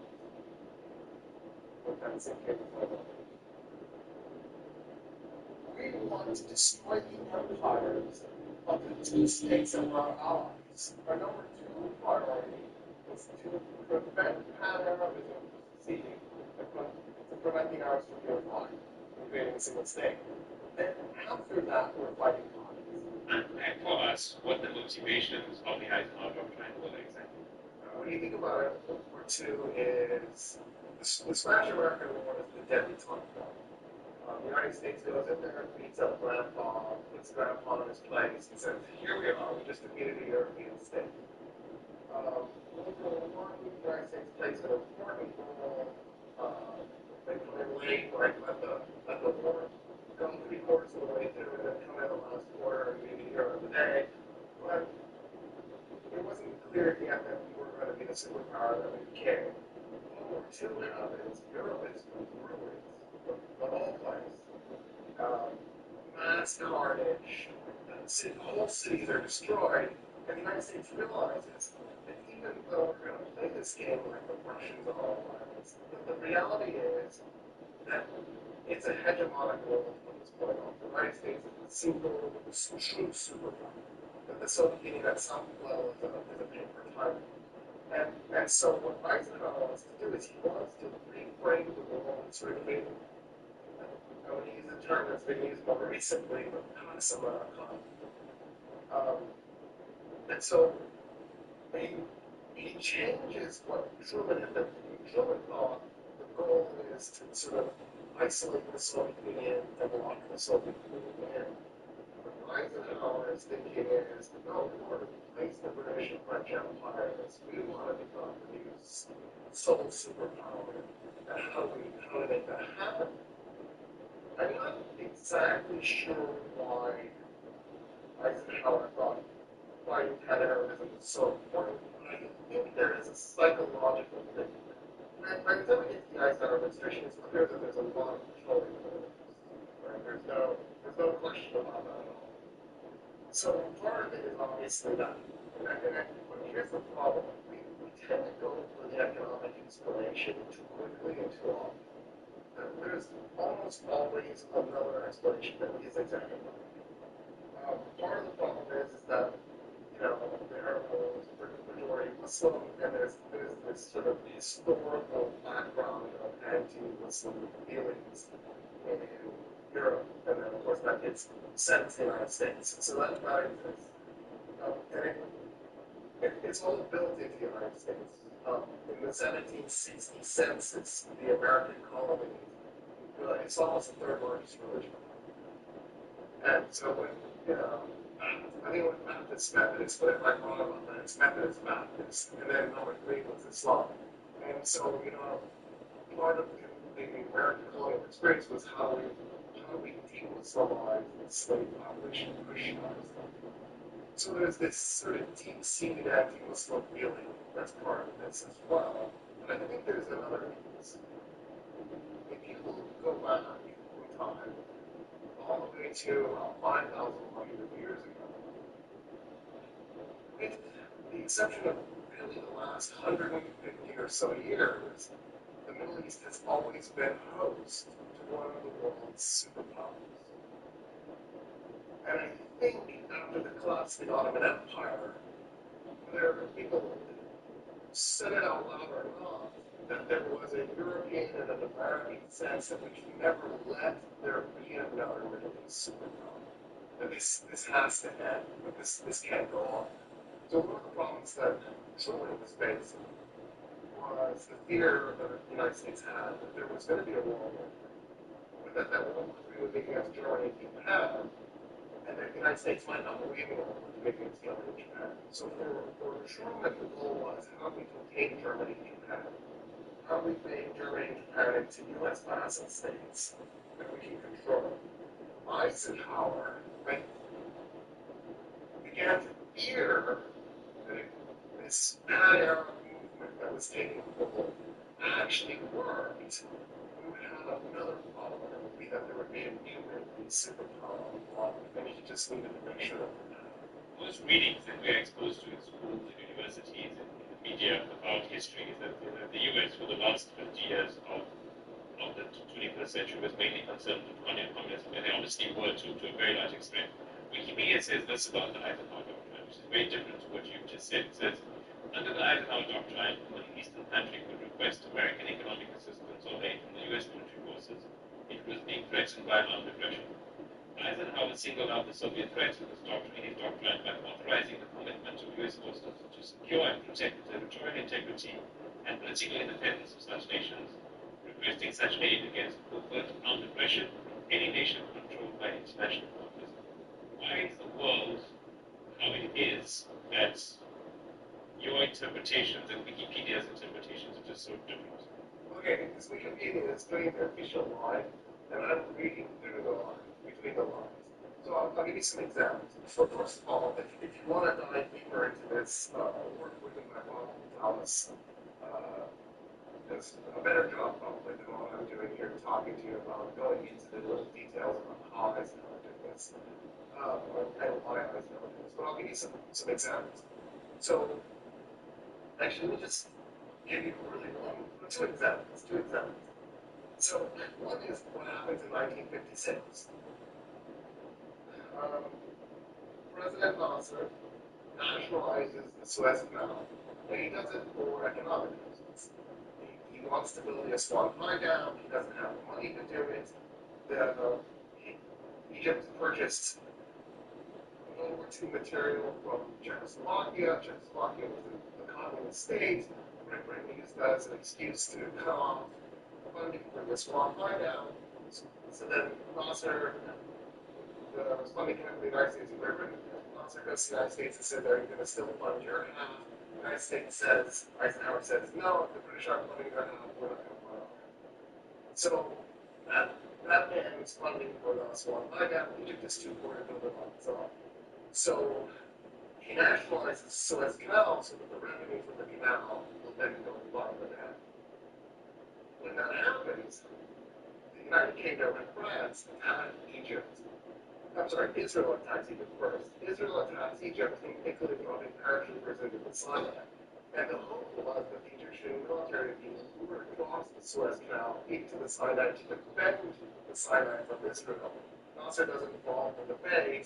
The French goal was to then capture the Suez Canal and trap the Egyptian army on the wrong side.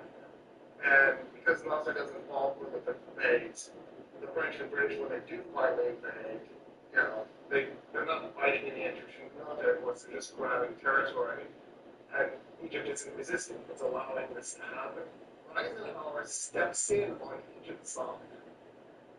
So here's the United States, a friend of the United States, an ally of the United States, two NATO members, and then Israel attacking a state that has had relations with the communist country, in this case Czechoslovakia, and Eisenhower is taking Egypt's side, intervening on Egypt's behalf, going to the United Nations, getting the United Nations force to go to the Sinai, and humiliating and shaming the British.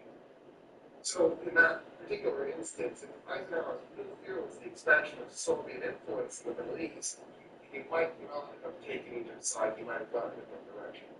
So that's one example. Another example is what happens in 1958. So 1958 is, it just seems like there are these years where a lot of things happen all at once, and there's periods where, a little bit's happening here and there, and all of a sudden there's another year where a lot of things happen at once.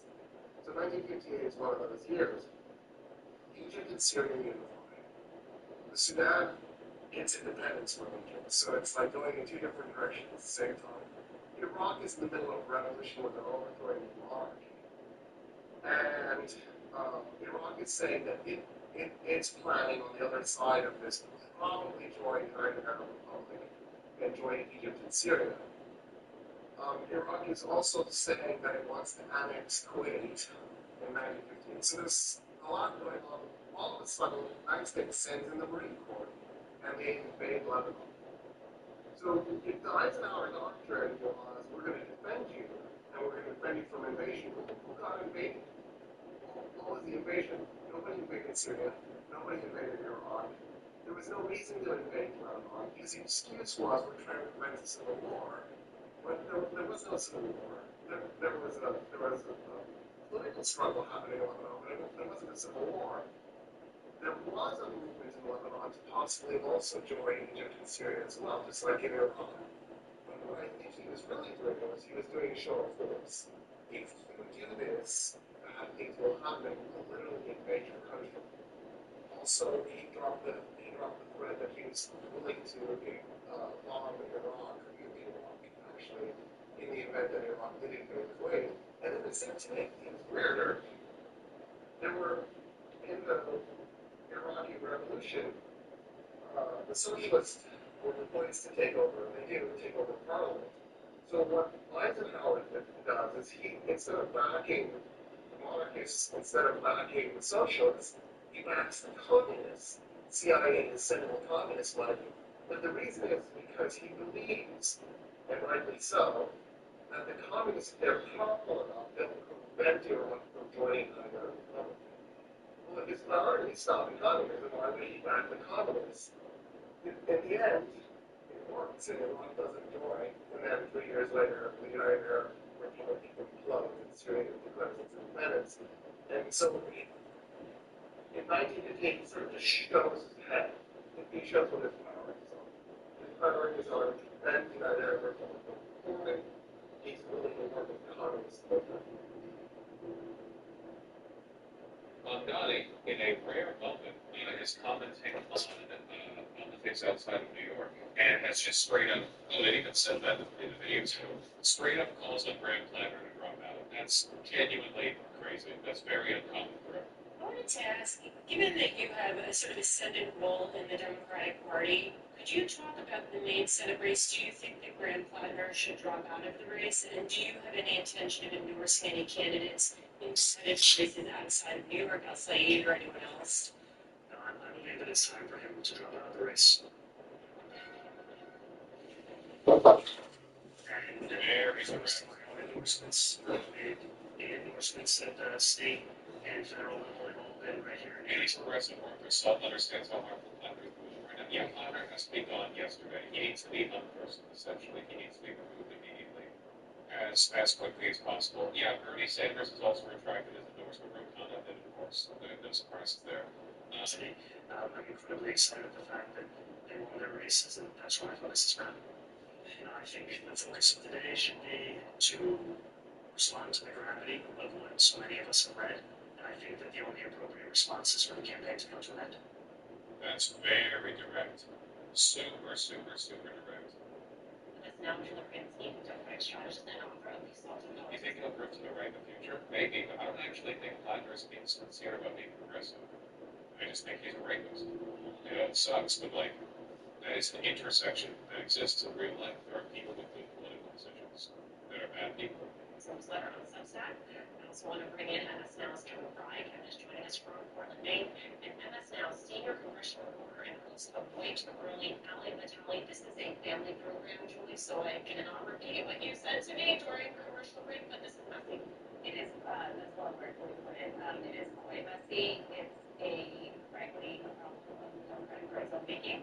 The signs weren't there. I agree. I blame the DSCC for this. Schumer cleared the field of potential candidates with Pete Collins, and instead instrumental someone who didn't even want to be a senator because she was sufficiently loyal to Israel. And then, of course, the people of Maine didn't want her, and she got fucking bodied in the primary, and Platter ran away with it. If they had cleared the field and allowed for an actual primary, which the Democrats despise, Democrats hate it when you run without the permission from the DSCC. Why is they dropped already? Well, the rumor is that Graham Platter is leveraging dropping from the race in exchange for not releasing raw resources going to drop on him, potentially involving the abuse of children by him or his unit while he served as a mercenary in Iraq. That's the rumor. We don't know if that's true, but the rumor is that he's not dropped out yet because he's going to drop out in exchange for them not releasing that information, which is insane. And if that's true, somebody's got to do something about that. Once again, only women, please let the first, the second, the third, fourth, and fifth time. And you won't have to be in this kind of situation. We knew about Grant Platter and other women had told us, and yet there was a No, I don't believe people would talk like this. The initial slate of allegations against Greg Platter were a wide variety of men. I've had mixed personal experiences with them, and the one person who had like a serious set of negative allegations against him was a Republican operative who supported the operative. The recent the allegation, the one that came out yesterday, is categorically different to the ones that came out previously. We don't need to pretend that all these people were opposed to Platter because he's like progressive or whatever. We're right all along. News after news after news from the highest ranks of the party, people like Bernie Sanders, people like Warren, and others, say, well, you know, with the funding here, we're going to pay attention to Warren. Don't be more women when they come and tell you what's happening, because then you're going to end up less than a week to go, scrambling to replace somebody on the ballot. Let's talk about that timeline, Allie and Vitale. If Platter drops out by Monday, the main Democratic Party will get to choose his replacement. What are you hearing from national Dems about what needs to happen in the next 6 days?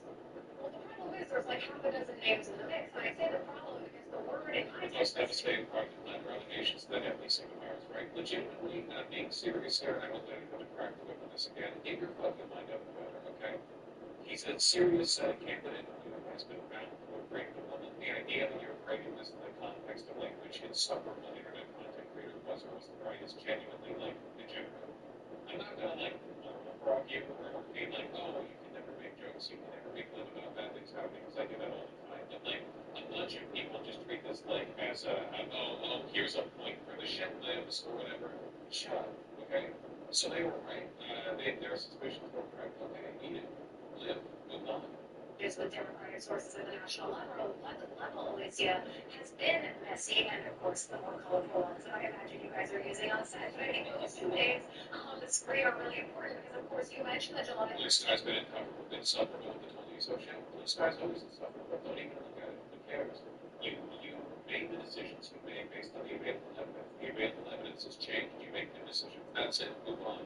Don't allow people to like leverage their biases against you in a way that compromises your ability to understand the gravity of the situation and respond properly or weak. Look, none of you, not a single one of you, maybe not even all of you combined, have as much like I told you so bullshit weighing down on your expressed opinions as I do, okay? But I have a clear mind on this. I see the new evidence, my opinion changes, that's it. You don't need to engage in this like broader ego game with other people. So people you don't like are being insufferable. That's great, man. You know, like in between me starting and ending the sentence, probably like 50 kids have died of starvation. Refocus your priorities. 5 p.m. deadline to remove his name from the ballot. But then there's an open question about what happens in that intervening period until July 27th. There have been ideas floated, everything from a convention the weekend before that July 27th deadline, to a caucus, to some way for voters to have another say, or at least the party apparatus to be the say for them. And one person was saying to me, who's closely aligned with what was the Plattner campaign, and now is looking I just cannot admit that his endorsement of Plattner was not a good judgment call from the beginning. I had doubts about his self-control and his discipline from the beginning. I do not think that I was acting incorrectly, that I adjust my position with the evidence. If you think that you were always correcting your position, that's fine.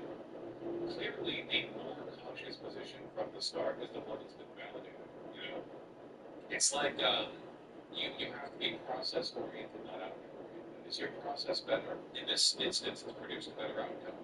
Will I question myself in the future? I mean, maybe in the future I'm going to remember this and might change my opinions, but you know, it really depends on the evidence available. What comes next is basically this idea that they don't want to be seen just anointing the next person because they view it as a rebuke of Kamala Harris and the way that she ascended to the top of the Democratic Party in 2024. And so I think that to the extent that Maine has always sort of been this proxy of the age question after Biden and now the ascension question after Harris, I think we're seeing it play proxy in yet another way, and the question is how they're ultimately going to deal with it. We got to be more sort of vetted. Nobody vetted Graham Plattner. Graham Plattner is not a DSA candidate. Graham Plattner showed who is just like a chud, like dark horse candidate who ran away with the race because the Democrats clearly feel that Mitch Mills. If there was a competent, popular candidate running for Senate in Maine, Plattner wouldn't have taken off the way he did. He became the candidate that spoke to the desire for a change in the political system for Mainers because Schumer deliberately cleared the field of any possible opposition. Like, it's not a matter of vetting. Keep in mind, the average supporter of Plattner is not a Twitter leftist. It's an independent Mainer. Like, he ran away with popular support in Maine with liberals.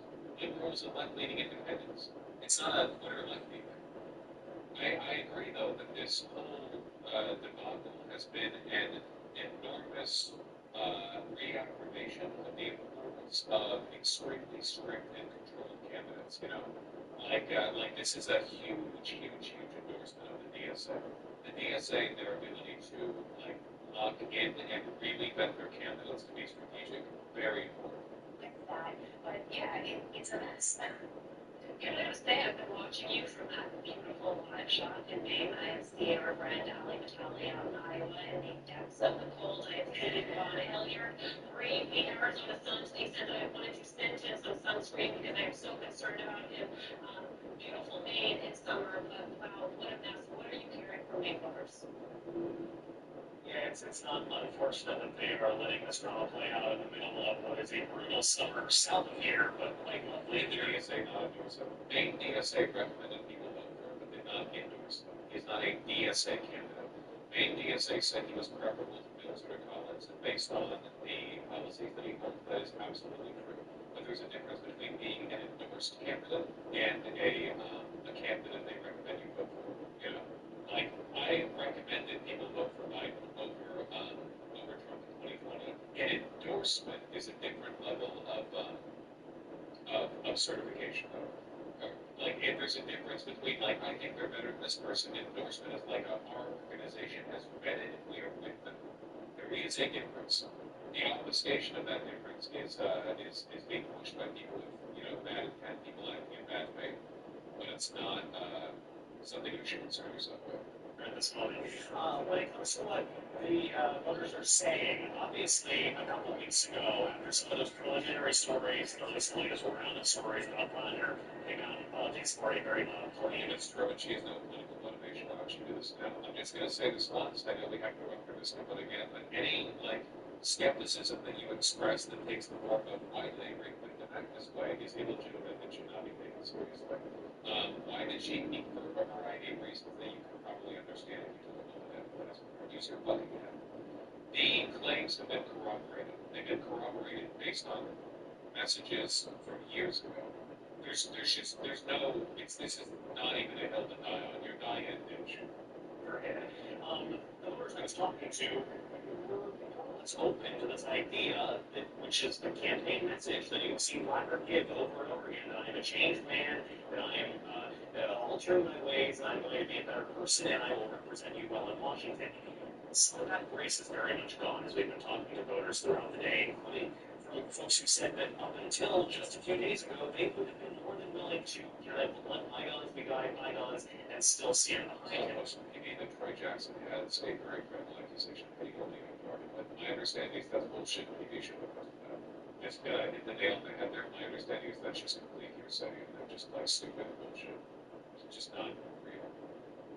But similar to how he was just touching on, it's also resonating here, which is this concern that if they do jam through a new nominee, is there going to be a repeat of what we saw in 2024? Will the voters accept that new individual?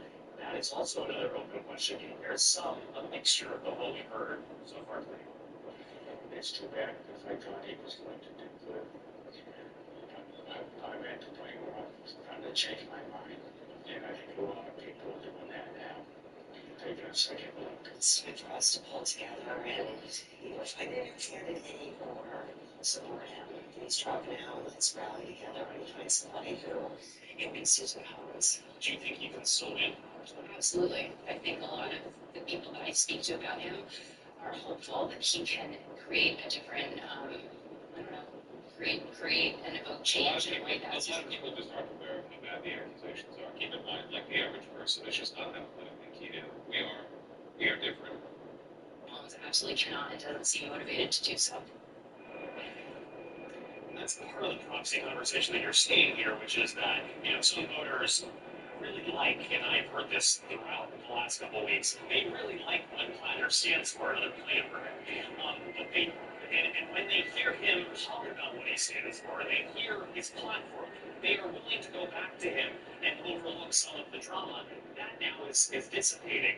The one other kind of notable point here that plays into this whole question of what comes next if Platter does decide to pull the lever. The average person, though, probably doesn't really have a good understanding of why this accusation is different from the previous ones.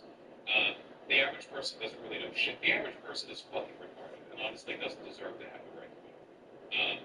We might not believe in a vanguard party in a certain sort of policy sense, but we recognize that, like, we deserve to have opinions that they have. Or at least I do. And you too, you and me. Hey, I'm stepping aside. Democrats. The Instagram messages are disgusting. Keep in mind, a lot of people really do not understand what's going on here. We know it's all Heritage Foundation members making the shit up. From Sunil Balagh to Sue Cares, don't drop out. A lot of people do not know. They just don't know. They're not aware. I can't even fault them that much because, like, again, do you expect them to read, like, every hit piece against candidates they like? If you want to blame somebody, blame the mainstream media for fielding so many bad, vague attacks on progressive candidates that it becomes difficult to discern the good ones from the bad ones. We read political media. We can discern what's good from what's bad. The average person cannot. Media has proven itself to be incredibly untrustworthy time and time again. 1,000 hit pieces were done on Mamdani calling him an anti-Semite. How anti-Semitic is Mamdani? Not even remotely. The media has proven itself untrustworthy on this, and I blame them for people's ignorance on this. But he should drop out immediately. Get out, pick someone new. Is part of that process is this push you're seeing from some of the potential candidates that would be in the mix, particularly one who used to be a health official here in Maine, basically saying we need to have. This has nothing to do with betterment, not even remotely comparable. A debate. We need to be doing town halls. They want to make this public, which could make this another complicated process. Well, and Ali, as we've been on air, there's no statement that's been sent out by Senator Bernie Sanders reading a part in light of these serious allegations. We've recommended that he be Platter step aside a growing chorus of voices. A growing chorus of voices, though Sanders is the last name that we were really looking to because he's someone who was an early elevator of Plattner is someone who gave a lot of validation to what we were seeing on the ground in Maine. And so notable that Sanders is now out with that statement and calling on him to step aside. You know, I've been working the phones and talking to sources since yesterday when this story dropped. And ultimately, someone who had been in touch with the Plattner orbit said to me just in the last hour or so, he's done and he knows that. It has to be Troy Jackson. Troy Jackson is actually pulled relatively favorably, but we don't have much data on it because, you know, he's not running right now. He's our best bet. If everyone consolidates around Troy Jackson post-haste, there's a possibility this works out, but Graham Plattner has to leave immediately. And I think it's that level of clarity that is not yet translated into the full public view because he has not dropped out yet. But I think it's not so much in the conversations that I'm having a question of if, but more a question of when. And I think that's ultimately why we immediately go to the Yeah, it's not an outsider, but he is DSA endorsed. who might come next, what might they have to do to take him off the ballot, to avoid any confusion, because ultimately, if you just forecast this ahead, even more past who comes next as the Democratic nominee, this is a seat that... If there was not enough evidence, we're all willfully naive. If he has changed, can't he change from being a rapist to an imperialist where murder is excusable after changing from rape? I understand that to a lot of you guys, this is just an opportunity to virtue signal. But just to be super, super clear, I think that being a vet, and especially being a mercenary, are damning on one's personality. But the narrative with Plattner, and this is a narrative that I believe can exist, is that you can be chauvinist and even sort of nonchalant about war, but your experiences with war cause you to reflect on the country that you live in and cause you to shift progressive. That's the narrative that he campaigned on. He was a vet, he was a mercenary, and his experiences made him more progressive because he realized how fucked up he was. Happened to a lot of people after Vietnam. Like Vietnam vets were and remain an extremely big contingent of the anti-war movement in America since the 1960s. This is a narrative I believe. Is it still a red flag? Absolutely it is, and I said that it was. But I don't believe that this should be innately disqualifying. It obviously depends on the circumstances or any baggage that comes up. I don't want to believe, like, to me, it's like you could do the same thing with, like, I don't know, having been, like being born rich or a man or something. Like, are these tend to be correlative to having bad opinions? 100%. But I need to see how the chips fall in this one. Now, having broken into a woman's house and raped her, this is not something I'm willing to accept a redemption narrative on, especially since this is something that he hid. Also, the fact that it's hidden makes a big difference. Even if he hadn't hid it, I still think this is utterly disqualifying. But, like, imagine if he had hidden having been a mercenary 5 years ago. You know what I mean? That's very different. That, to me, I think that's a narrative I'm a lot less willing to, like, hear a guy out on. Also worth remembering that my support for Plattner has always been kind of, I'm not going to pretend that I haven't said you should vote for him. Of course I said that, because I think that he's preferable to Mills, and is still preferable to Collins, though I don't think you should vote for him now. His policies are preferable. But I have called into question his decision-making abilities many, many, many times, and I've repeatedly said that he's lying about not knowing what that fucking Totocom tattoo is. So, like, again, I understand that for a lot of people this is often an opportunity to virtue signal. You always knew he was bad, blah, blah. Just understand you're not really contributing anything to the discourse. If you do have, like, a salient opinion or, like, a valid lens by which to analyze this, like you think you have something to contribute, you have to express that, the legitimacy of your opinion in a way that's not like, well, I was always right. You know what I mean? You have to contribute to people's analytical abilities, not just, like, gloat over them when the outcome favors you. If you want to, like, change people's minds, I mean, if you want to be, like, obnoxious, then I guess keep doing what you're doing. Democrats really felt like they had a chance at winning, and it's not off the map, but when you look at the ways that outside Senate Dem groups and the DNCC itself are saying, hey, we're not going to put any more money toward this, and you need money to win if there's not a new candidate. Like, aren't you saying that I love clarity? You can redeem yourself from imperial murder. Stop saying imperial murder. When you can't say you're not virtue signaling and then say imperial murder. He was a mercenary. That is the correct description of what he was.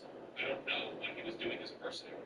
A lot of mercenaries just sat around bases getting paid obscene amounts of money to do nothing because the whole point of the war in Iraq was to funnel money into the military-industrial complex. Like, you think that you can't say, oh, I'm not virtue signaling. You're telling me you were okay with imperial murder. No, I never thought it was good to be a mercenary. I just explained. I didn't. Wait, you said imperial murder twice in the same comment. Okay. Yeah.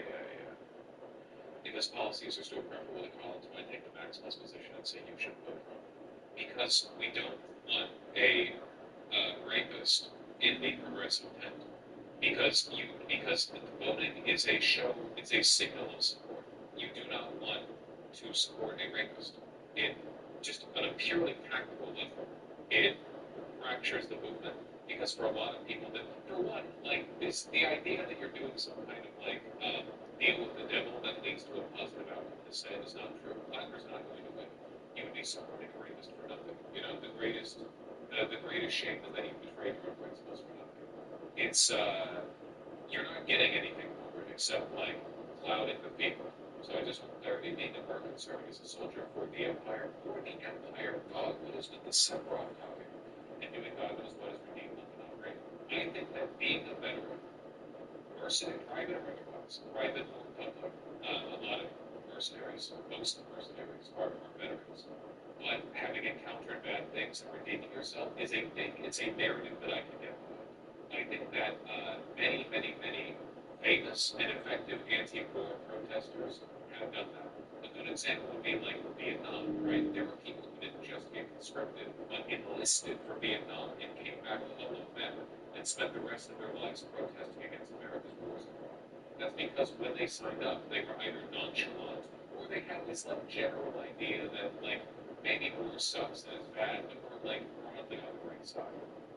But then they came back and very much didn't believe that. This is a narrative that I can get behind. It doesn't necessarily mean the narrative's always applicable, but it's a viable path. It really depends on the circumstances here, you know? Not he broke into a woman's house and raped her. That's a different thing. It's a different thing. That's not a narrative I can get behind. I'm sorry. I feel like I've explained it pretty clearly. You can incredulously doubt me if you want. I'm explaining my thought process. If you disagree with it, that's fine. They bought all of chat this morning. I mean, topics like this are kind of like a beacon for mentally unwell people. In all directions, I should say. He didn't break it, it was unlocked. It's still breaking in if the door is unlocked. That's still breaking it in. Little major, that was YouTube chat, it's not me. She said he unlocked it with a key he had. You know that can still be breaking in, right? Like, if you give a person a spare key so they can take care of your dogs while you're away, and then at 2 a.m. they enter that house, that's still, like, that's my point. Okay, that's the point you're making. With all respect, we should be clear with our statements right now. Okay, we're very clear. This is a very unambiguous situation. Yeah, she did say don't come over, but, you know. That is really the whole ballgame there, is the party needs to... When you show your cat your new nails, they might start curling their little paws. That is not a random move. To a cat, claws are sharp, dangerous, and supposed to be retracted. So when your claws are permanently exposed, they will bend their own paws over and over, as if demonstrating how to pull them back. But you never learn. So in their mind, you are just a giant, clumsy cat with zero survival skills. Actually, cats are much better observers than we think. The moment your appearance changes, they will take another good look at you. If you come home with a fresh fur, your head simply looks much bigger. To a cat, this looks like puffed up fur, which is a signal of anger in cats. So when they suddenly freeze and stare straight at you, they aren't admiring your new look. They're probably wondering, how did this huge dumb cat in the house suddenly turn into a lion? When you show your cat your new nails, they might start curling their little paws. That is not a random move. To a cat, claws are sharp, dangerous, and supposed to be retracted. So when your claws are permanently exposed, they will bend their own paws over and over, as if demonstrating how to pull them back. But you never learn. So in their mind, you are just a giant, clumsy cat with zero survival skills. Actually, cats are much better observers than we think. The moment your appearance changes, they will take another good look at you.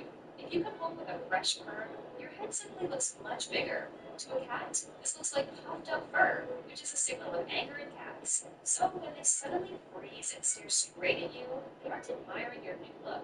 They are probably wondering, how did this huge dumb cat in the house suddenly turn into a lion? When you show your cat your new nails, they might start...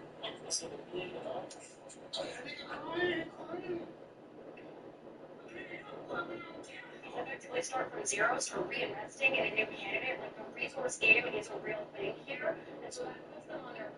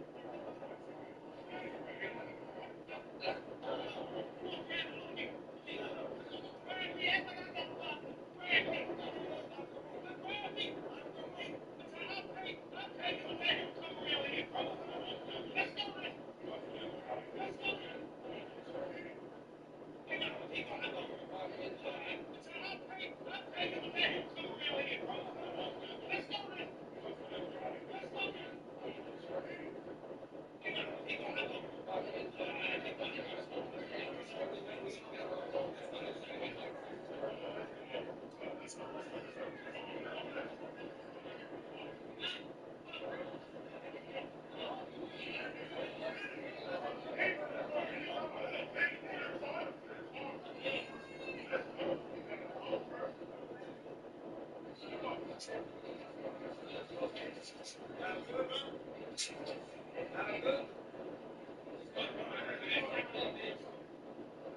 so yeah, it's all something again about which people, I'm going back to business. Business, but now it's like, I'm like, I told you. Which people, I'm going back to business. Business, but now it's like, I'm like, I told you.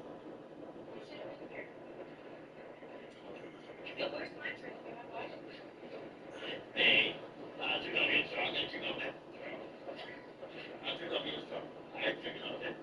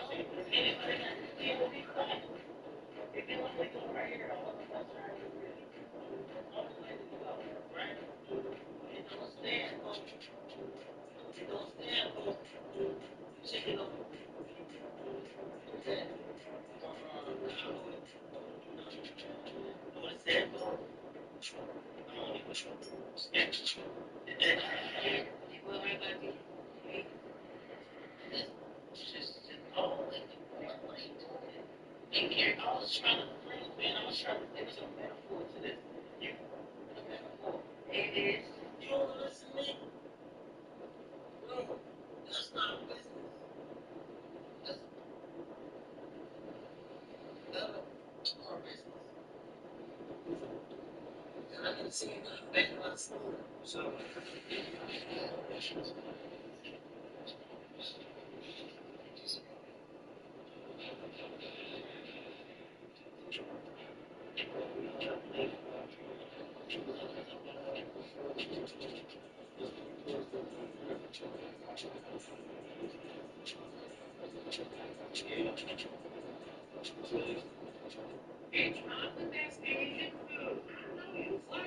a spray can penalty, 2 yards. So how am I lying? Did anybody ever say, oh my gosh, that's so cool from all the sushi I eat? That's really funny that you say that. Basically, soup. Like people that have $300 in their chicken account love me. I mean, that's true. Man, fuck both of y'all. It's all about tempura. It's said romance man, by the way. Bitch, ain't no party like a pad thai party because a pad thai party goes. Oh, bitch, the only people who give a fuck about pad thai are tourists. Yeah.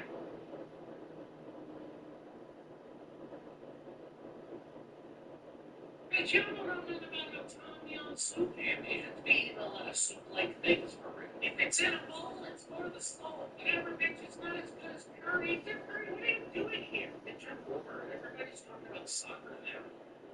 For me to do. Separate you with the left hand.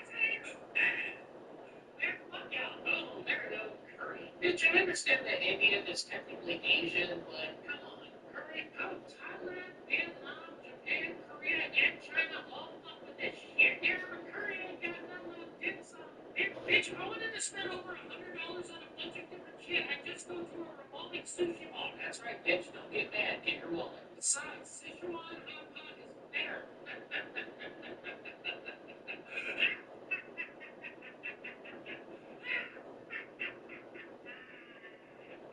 Don't give a fuck if the nigga square up with me, he gonna run out of luck. And for real, one of these days, Americans gonna realize that duck is better than chicken. Bitch, let me tell you something. Kimchi ain't sissy, my wife. Yo, how is that got nothing on me about a bitch? That's just a salad.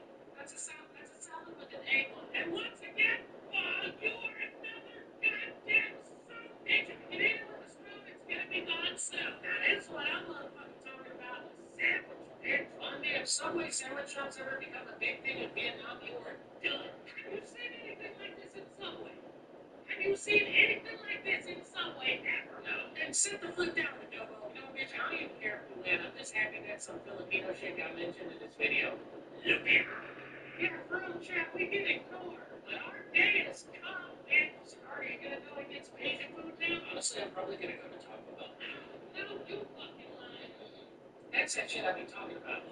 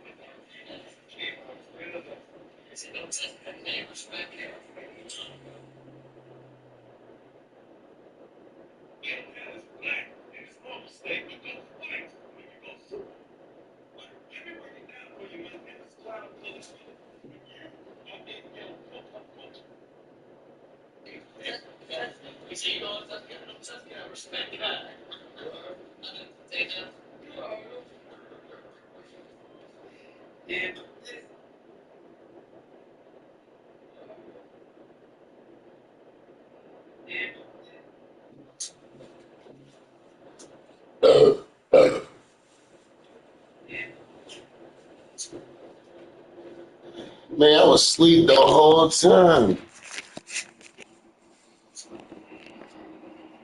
Man, I was asleep the whole time.